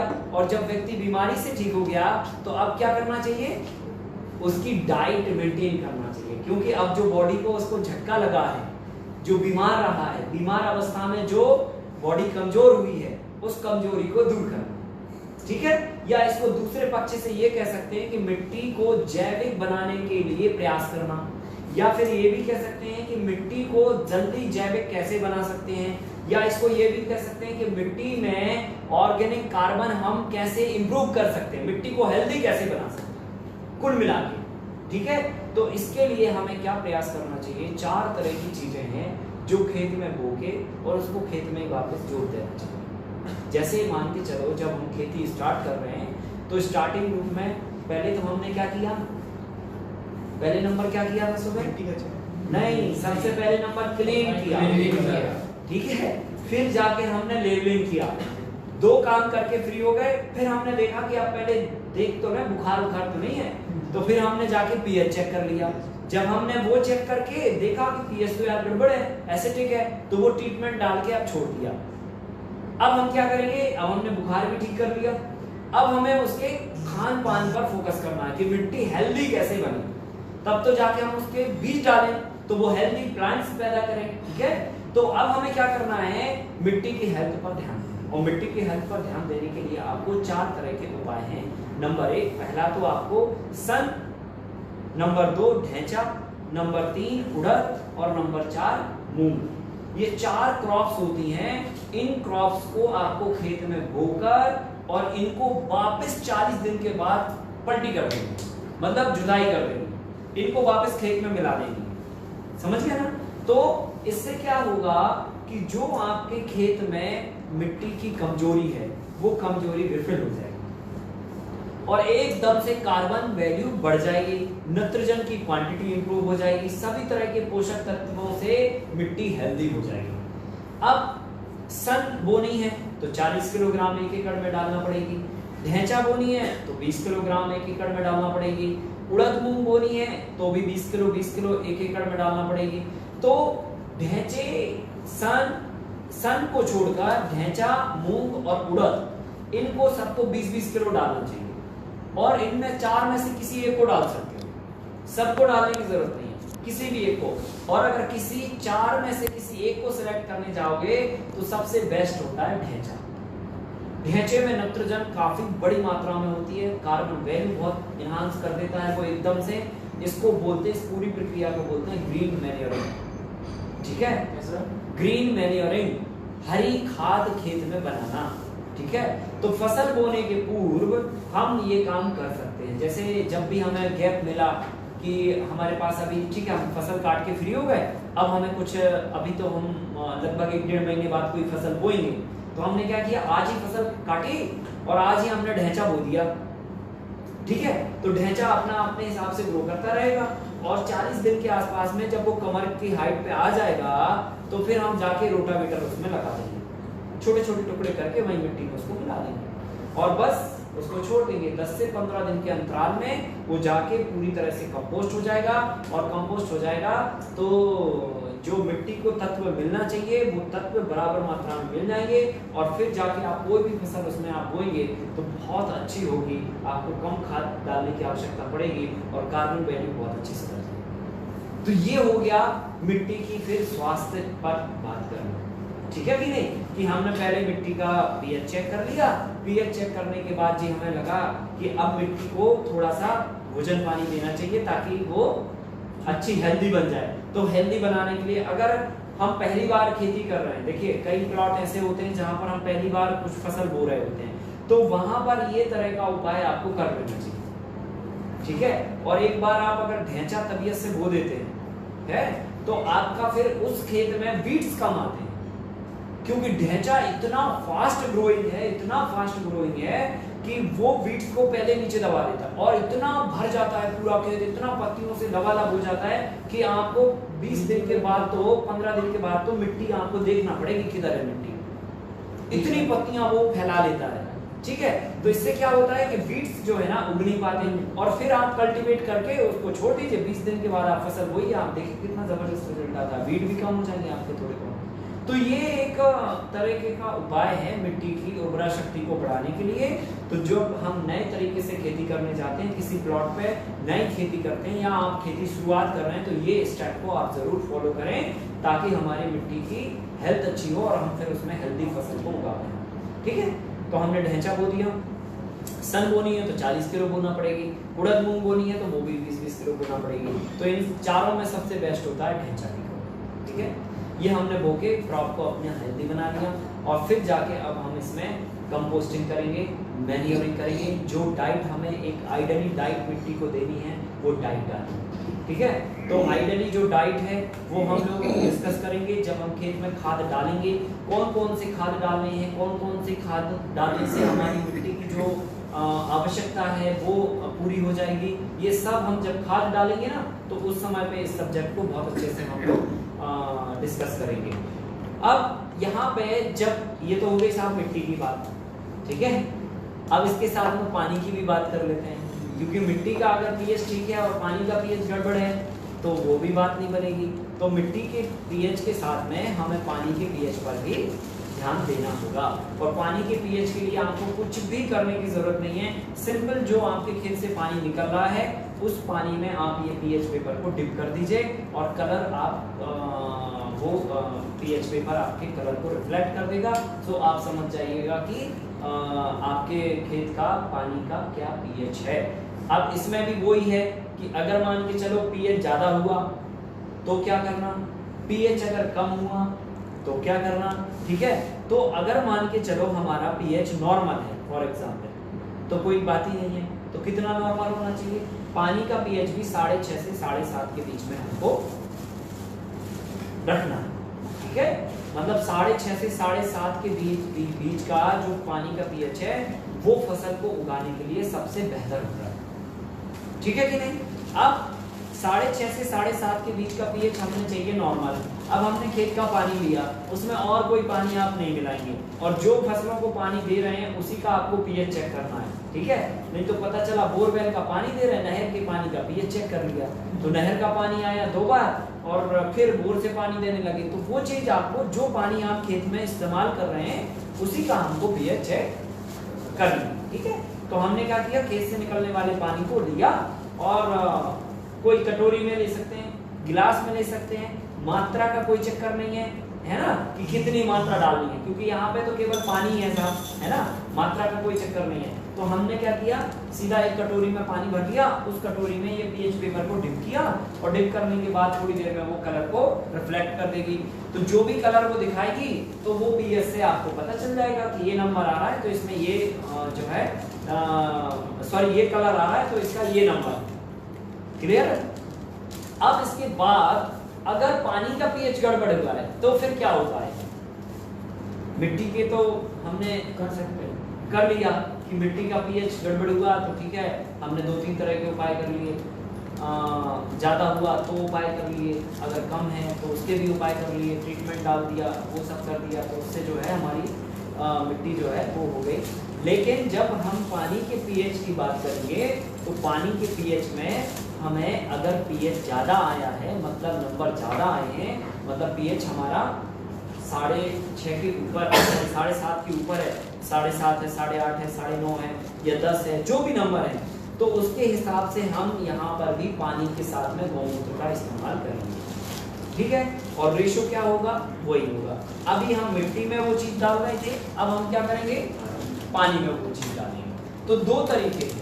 एक तरीका तो ये है कि अगर हमारे बोरवेल से सीधा पानी आ रहा है तो उसी के साथ में हम कुछ अटैचमेंट कर दें और उस अटैचमेंट के साथ में ही हमारा थोड़ा पानी थोड़ा गौमूत्र पानी के साथ मिलते चला जाए।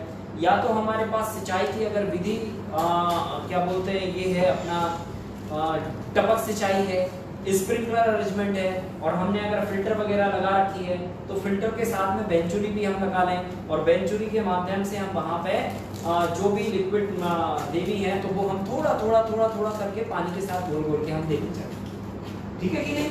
तो स्प्रिंकलर के माध्यम से भी पानी में गौमूत्र घोल के दे सकते हैं और ड्रिप के माध्यम से भी गौमूत्र दे सकते हैं, या बड़ा स्प्रिंकलर लगा है या जो भी सिंचाई का माध्यम है उस सिंचाई के माध्यम में पानी के साथ में गौमूत्र की मात्रा आपको बराबर देनी। क्लियर? अब अगर मान के चलो पानी का पीएच कम है, एक तो ये उपाय देखो। दूसरा उपाय क्या होता है कि जैसे मान के चलो आपका खेत में इस तरह का कोई सिस्टम नहीं है, नहीं लगा सब फिल्टर, नहीं लगा कुछ, है ना, तो क्या करोगे आप? फिर आप कोई हेड टैंक बना लोगे और पानी को निकाल के पहले आप उस हेड टैंक में पानी को इकट्ठा करिए। क्लियर? उस पानी को इकट्ठा करिए और फिर 5000 10,000 जो भी लीटर पानी है आपका, उस 1000 लीटर पानी में लगभग 1 लीटर के आसपास गौमूत्र आप मिला दीजिए और इस क्वांटिटी से आप फिर मिला के फिर वहां पे जो हमने 1000 लीटर पानी लिया उसमें 1 लीटर गौमूत्र मिलाया और फिर वहां पे हमने मशीन रख के और लिफ्ट कर दिया पानी अपने खेत में। फिर 1000 लीटर लिया, फिर 1 लीटर मिलाया, फिर लिफ्ट कर दिया। या तो फिर 10-15,000 20,000 लीटर का टैंक बना दो एक बार परमानेंट, अगर पीएच गड़बड़ है तो। क्योंकि देखो नहर का पानी तो ठीक है, पीएच जो भी होगा, पर अगर बोरवेल का पीएच गड़बड़ है तो उसको तो आप ट्रीटमेंट बोरवेल में तो कर नहीं पाओगे कि भाई जमीन में बोरवेल में आपने कुछ गौमूत्र डाल दिया या कुछ भी डाल दिया, वो नहीं कर पाओगे और वो उससे सुधरेगा भी नहीं। तो वो तो पानी को आपको पहले निकाल के एक जगह पर डंप करना पड़ेगा, इकट्ठा डालना पड़ेगा और फिर जाके उसके पीएच के सुधार के लिए उपाय करने पड़ेंगे। ठीक है? तो ज्यादा बेटर होता है कि टंकी में पानी को पहले इकट्ठा कर लिया और फिर हमने उसमें गौमूत्र डाल के और फिर पानी को आगे लिफ्ट कर दिया। तो पहले अगर पानी का पीएच ज्यादा हुआ तो हमने क्या उपाय किया? गौमूत्र डाल के उसको न्यूट्रल करके और हमने क्रॉप को दे दिया। अगर पीएच कम है मतलब फिर वही कंडीशन आ जाती है, एसिडिक नेचर का है हमारा पानी, तो एसिडिक नेचर के पानी के लिए क्या करोगे आप? सबसे बेस्ट उपाय होता है चूना पत्थर लो और चूना पत्थर को हेड टैंक में आप घोलने डाल दो, या तो फिर चूना पानी को आप उसके साथ में डालो। पर क्या होता है कि वेंचुरी में अगर मान के चलो चूने के पार्टिकल चले गए तो वो आपके ड्रिपिंग सिस्टम को, इवन स्प्रिंकलर सिस्टम को कहीं ना कहीं चौक मार सकते हैं। तो फिर क्या करना चाहिए? एक बड़ा टैंक में हम पानी को डंप करें, जो भी हमारा पानी का रिसोर्स है, कुआं है, बोरवेल है, तालाब है, जो भी है, और फिर उसमें एक यूनिक क्वांटिटी में जैसे 1000 लीटर पानी लिया, 1000 लीटर में 1 किलो चूना आपको मिला देनी है। अगर 5000 लीटर का टैंक है तो 5 किलो उसमें चूना मिला देनी और फिर उस चूना पानी के साथ में पानी को आप लिफ्ट करें।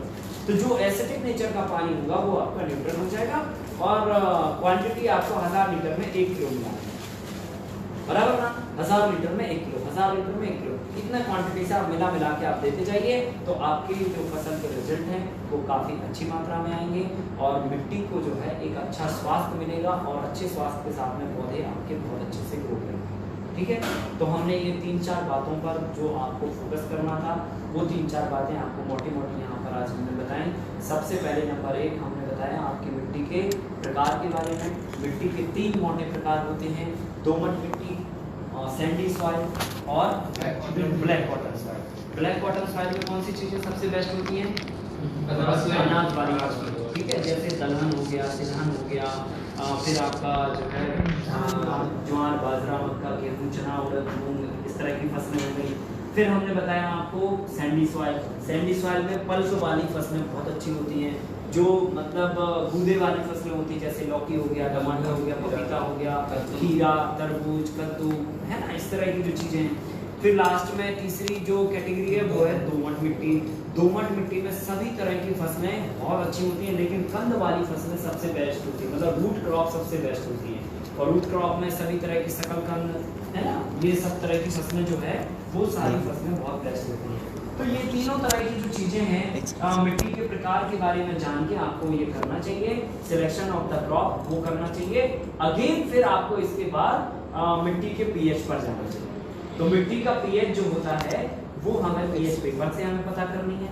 फिर अगर पीएच नॉर्मल है तो कोई बात नहीं है, सेकंड स्टेप पे चले जाएं। अगर नॉर्मल नहीं है तो फिर हम उसके ट्रीटमेंट के बारे में विचार करें कि हमें पीएच ज़्यादा है तो क्या ट्रीटमेंट करना, पीएच कम है तो क्या ट्रीटमेंट करना, और फिर उसके बाद हम जो है नेक्स्ट स्टेप पे चले जाएं मिट्टी की हेल्थ को इम्प्रूव करने के लिए, है ना, मिट्टी को हेल्दी बनाने के लिए, उसका कार्बन वैल्यू बढ़ाने के लिए और उसके लिए मैंने सरल उपाय आपको बताया कि मैन्योरिंग तो हम बाद में करेंगे।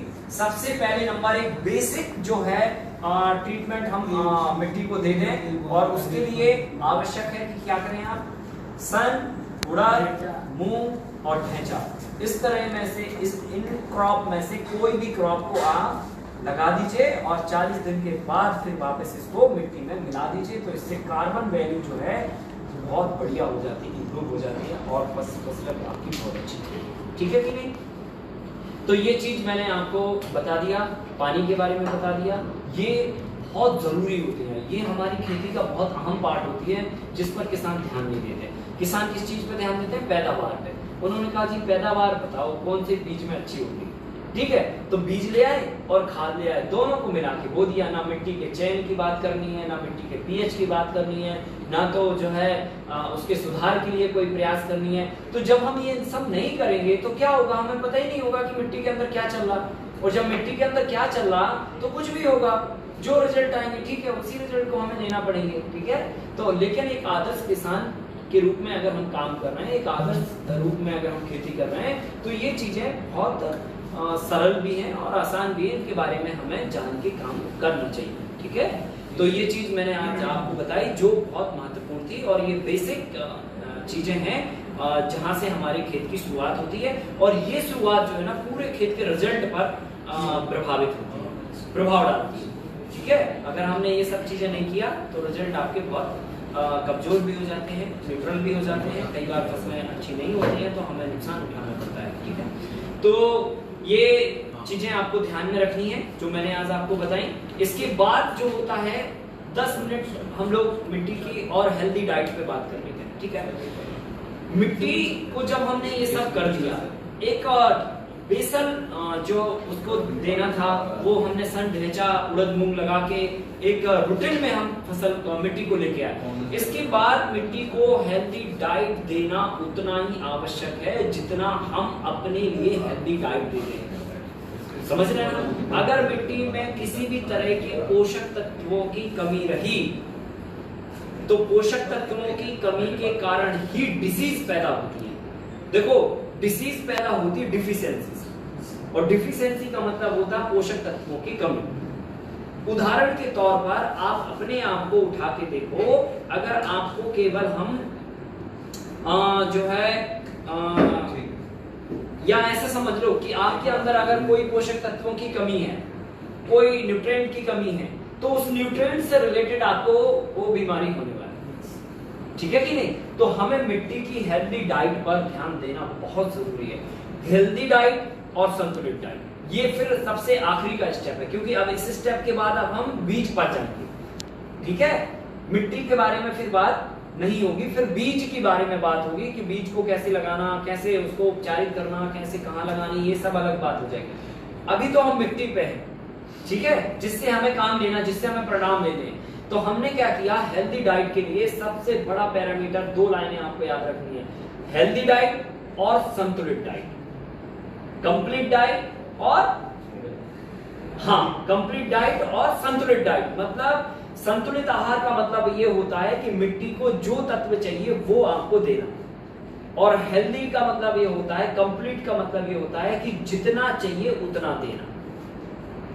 समझ रहे ना? जितना चाहिए उतना देना और जो चाहिए वो देना। ठीक है, अब हमारे किसान क्या करते हैं, देखो अभी जो हम करते हैं वो समझ लेते हैं, तो ये समझ में आसान से आ जाएगा। हम अभी क्या करते हैं कि कोई भी एक फसल हमें लगानी है, तो हम क्या किए, एक फसल के बीज लिए, फिर एक खाद लिया, दोनों को आपस में मिक्स किया और सीड ड्रिल से भर के बोके और चले गए। ठीक है, तो अमूमन क्या करते हैं किसान, गेहूं की फसल बोते हैं, धान की फसल बोते हैं, गन्ने की फसल बोते हैं, तो डीएपी मिला के और गेहूं की बिजाई करके और फ्री हो जाते हैं। अब गेहूं की बिजाई जब आपने डीएपी मिला के की, तो डीएपी में क्या होता है, फॉस्फेट होता है। ठीक है, थोड़ी मात्रा में नाइट्रोजन होती है और थोड़ी मात्रा में के भी होता है, पोटेशियम भी होता है। तो मान के चलो मेजर रूप से तो फॉस्फेट ही होता है, तो आपने फास्फोरस पकड़ा दिया किसको, गेहूं को, और चले आए आप घर में, और फिर जाके आप 20-25 दिन के बाद खबर लेते हैं गेहूं की। ठीक है, फिर क्या करते हैं, यूरिया मारते हैं, तो सेकंड राउंड में आपने नाइट्रोजन दे दी और पानी दे दिया, फिर आप फ्री हो जाते हैं। फिर जाके थर्ड फोर्थ राउंड में फिर कोई अगर होशियार किसान होगा तो वो जाके पोटेशियम डालता, नहीं तो नहीं डालते। तीसरे राउंड में भी यूरिया डाल के उसको फ्री कर देते।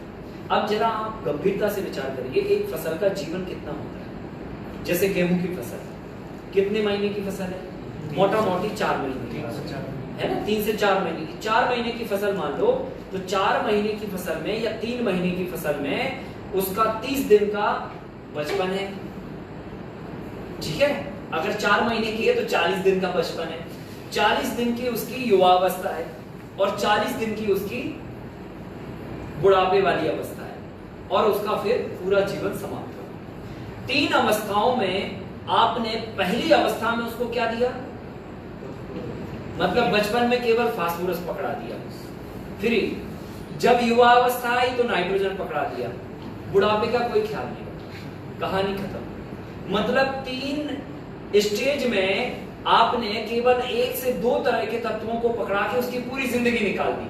तो इस समय क्या होगा? इनकम्प्लीट डाइट हो गई है, और इनकम्प्लीट डाइट में क्या होता है? अनाज कुपोषित हो जाता है, और अनाज कुपोषित होने की वजह से जो हम भोजन लेते हैं उसमें वो फुल न्यूट्रिएंट नहीं मिलते। इसलिए WHO ने कहा कि आज हमारी भारतीय जो डाइट है उस डाइट में 50% कम हो गए तत्वों की मात्रा। तत्वों की मात्रा 50% कम हो गई, क्योंकि एक हम आइडियोलॉजी पे काम कर रहे हैं, एक ही आइडियोलॉजी पे काम कर रहे हैं, मिट्टी की हेल्थ पर ध्यान ही नहीं दे रहे। हम केवल ये एक चीज मिला के और उसकी बुझाई पूरी कर दे रहे हैं। अब जरा गौर करो, आपने फसलों पे तो ऐसा कर लिया, जरा आप अपने ऊपर लागू करके देख सकते हैं क्या ये चीज? अगर आप 60 साल की उम्र रखते हैं तो आपसे कहा जाए कि 20 साल भैया पानी पी लो लगातार, और अगले 20 साल तक ठीक है लौकी खा लेना, केवल लौकी और कुछ नहीं, और अगले 20 साल ठीक है रोटी खा लेना, चलेगा क्या? नहीं, बिल्कुल नहीं चलेगा। हमको संतुलित मात्रा में सब कुछ चाहिए, सारे तत्व चाहिए, और संतुलित मात्रा में सारे तत्वों के साथ में हर दिन सारे तत्व चाहिए, ठीक है। मतलब रोज वो सारे तत्व चाहिए, और अगर नहीं मिल पाए तो हमारी बॉडी में कहीं ना कहीं कमजोरी फील होने लगती है या न्यूट्रिशन की कमी होने लगती है। तो यही सेम चीज उठा के आपको मिट्टी के ऊपर भी लागू करना, ठीक है। मिट्टी को भी सारे तत्व हर एक स्टेज पर मिलना चाहिए। पौधे की क्या शिशु अवस्था में जब पौधा होता है तो क्या उसको सारे तत्व की आवश्यकता नहीं होती है? उसको नाइट्रोजन भी चाहिए, पोटेशियम भी चाहिए, फास्फोरस भी चाहिए, मतलब गंधक भी चाहिए, आयरन भी चाहिए, कोबाल्ट निकल भी चाहिए, सारे तत्व चाहिए बॉडी बनाने के लिए। और फिर जब पौधे की युवा अवस्था आती है तब यही सारी चीजें ज्यादा मात्रा में चाहिए, क्योंकि उस समय पे अब पौधे को फलने के लिए अपनी एनर्जी लगानी है, बॉडी तो बन गई उसकी, अब फलने के लिए एनर्जी लगानी है, तो उस समय पे आपको डबल डाइट की मात्रा में ये सारे तत्वों का ख्याल रख के ये सारी चीजें आपको देनी है संतुलित मात्रा में। फिर उसके आगे की स्टेज पर भी देनी है। तो आपको ये ध्यान रखना है कि पौधे को हर एक स्टेज पर एक संतुलित आहार मिलना चाहिए। अगर ये हम ध्यान दे पाए तो निश्चित साथियों, मैं आपको गारंटी देता हूं आपकी फसल में बीमारी नहीं आएगी, यील्ड बहुत अच्छी आएगी और एक हेल्दी फसल आपके खेत में होगी।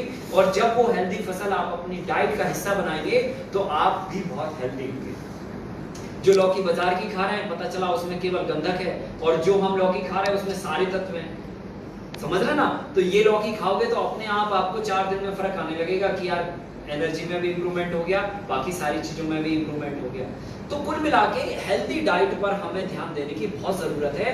हमारे अभी किसान भाई हेल्दी डाइट पर बिल्कुल भी ध्यान नहीं दे रहे हैं, इसलिए हमारे खाने में पोषक तत्वों की मात्रा दिन प्रतिदिन कम होती चली जा रही है, ठीक है।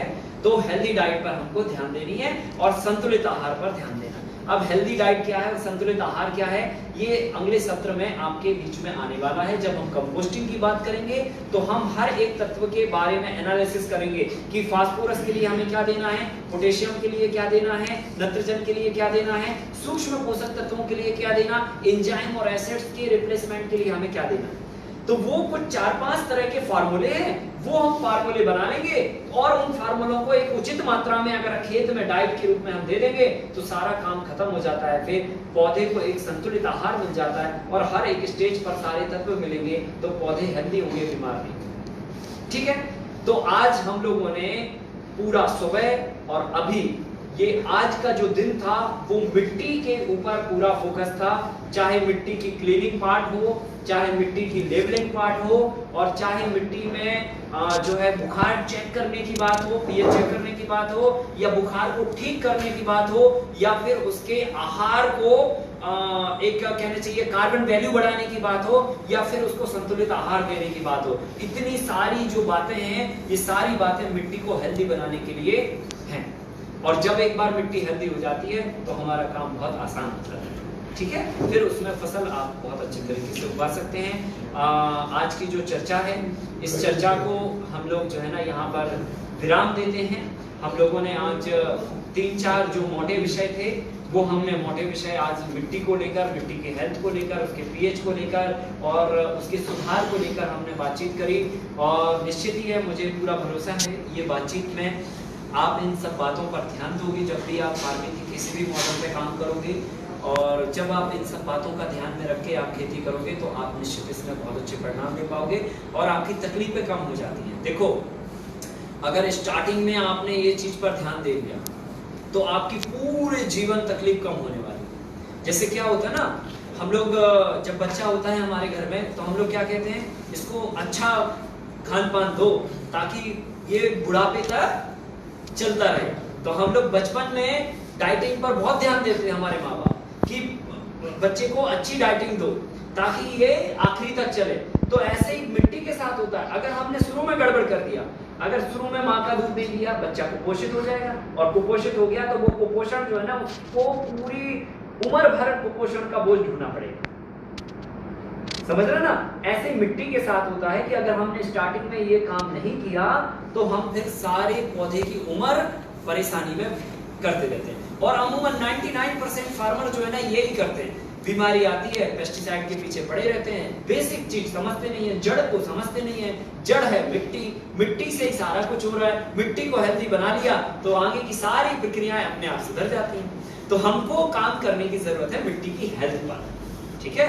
और अगर हम हेल्दी मिट्टी को बना लेते हैं तो फिर बहुत अच्छे से काम होता है। और ऑर्गेनिक फार्मिंग की जहां तक बात है, जैविक खेती की जहां तक बात है, जैविक खेती में जो रिजल्ट लेने की बात है वो आप हेल्दी सॉइल से ही ले सकते हैं, और दूसरा कोई उपाय नहीं है। अगर मिट्टी बन गई तो वो आपको जो पैदा करना चाहते हो आप वो पैदा करके दे देंगे, और अगर मिट्टी गड़बड़ है तो आप कुछ भी करना चाहो नहीं होगा। तो ये बातों को आप ध्यान में रखेंगे। आपने नोट्स बनाए होंगे, अगर नहीं बनाए हैं तो सेशन होने के बाद जो लोग यहाँ पर उपस्थित हैं और जो लोग मीडिया के माध्यम से इस प्लेटफॉर्म से जुड़े हुए हैं, वो सारे लोग जो है ना इस बातचीत को एक नोट्स के रूप में राइटिंग में लिखेंगे कि आज हमने सॉइल के बारे में क्या सीखा और सॉइल को हेल्दी बनाने के लिए किन किन पॉइंट्स पर हमने काम किया और क्या क्या हमें उपाय करने चाहिए। साथियों, अगर ये आपने एक नोट्स बना लिए तो निश्चित ही ये आपके लिए बहुत ही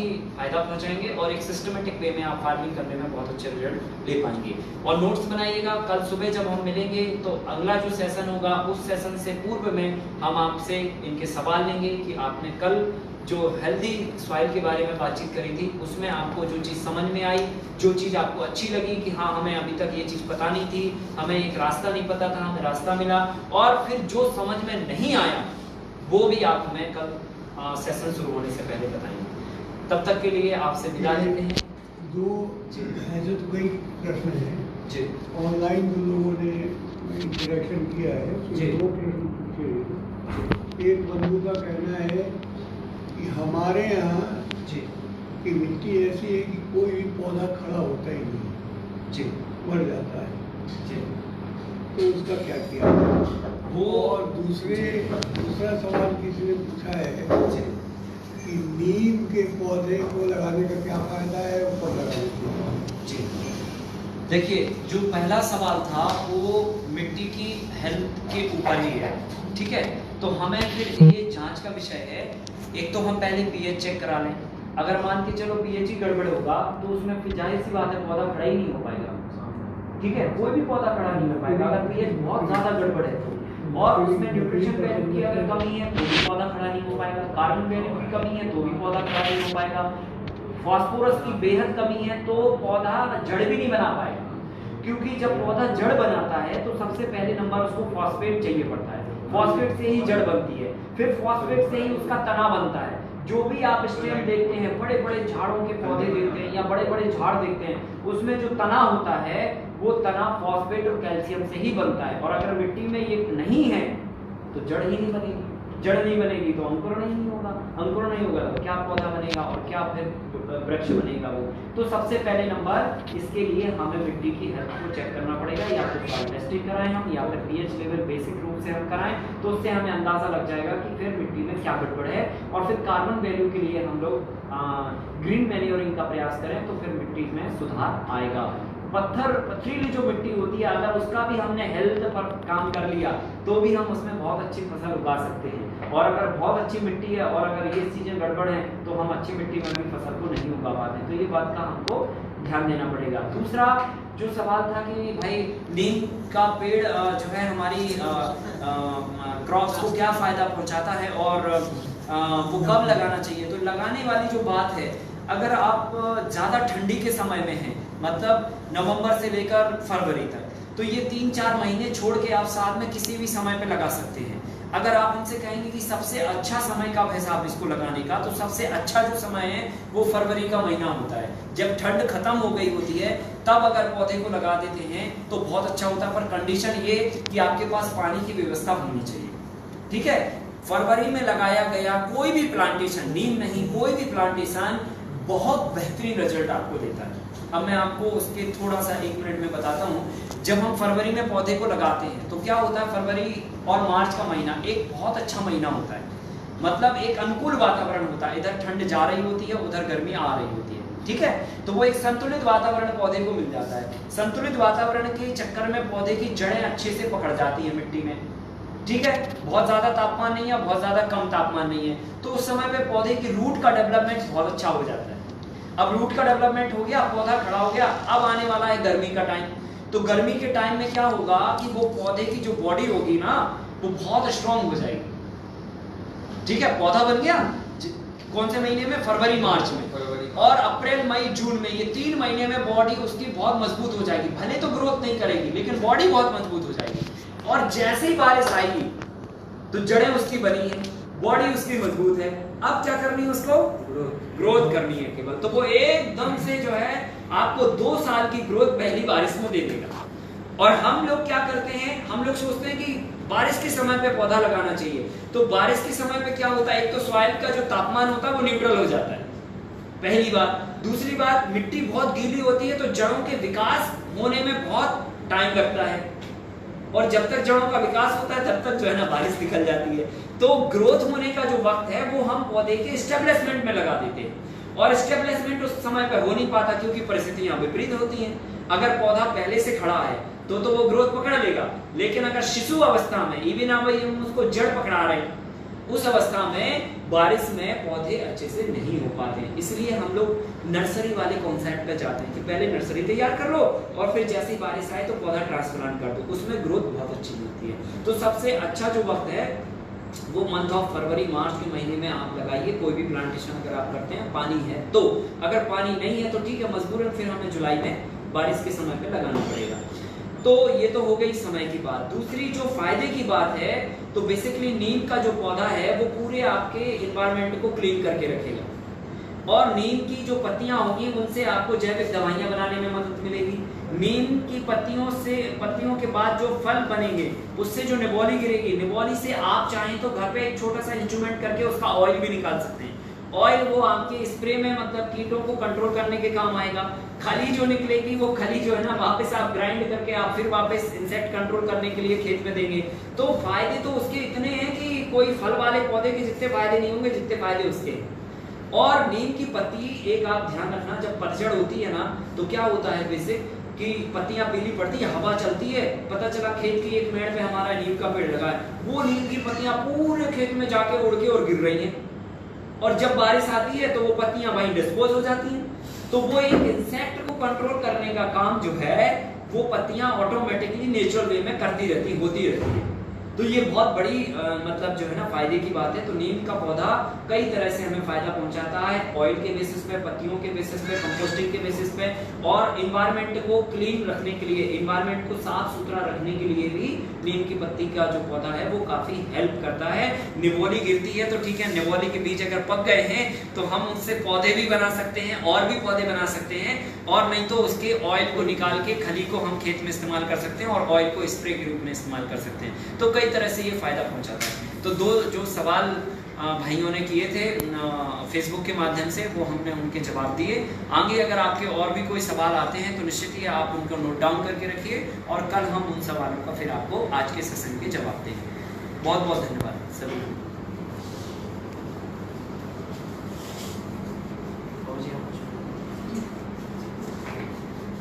तो आज की जो चर्चा थी उस चर्चा को हम लोग समाप्त करते हैं, और कल हम पुनः वापस पूरी मन और तन की तैयारी के साथ में सुबह 9 बजे सीधा फील्ड पे मिलेंगे।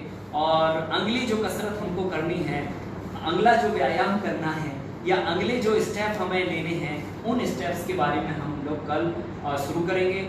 उम्मीद है कि कल जो है, कल का सेशन हमारा बहुत बढ़िया होने वाला है, क्योंकि हम कल और दूसरी नई चीज़ सीखने वाले हैं। ठीक है, तो पूरी ऊर्जा के साथ, पूरे मन के साथ और पूरे तन के साथ आप कल वापस हमें 9 बजे मिलेंगे। तब तक के लिए आप सभी के लिए बहुत बहुत धन्यवाद, बहुत बहुत नमस्कार। Thank you sir. Thank you.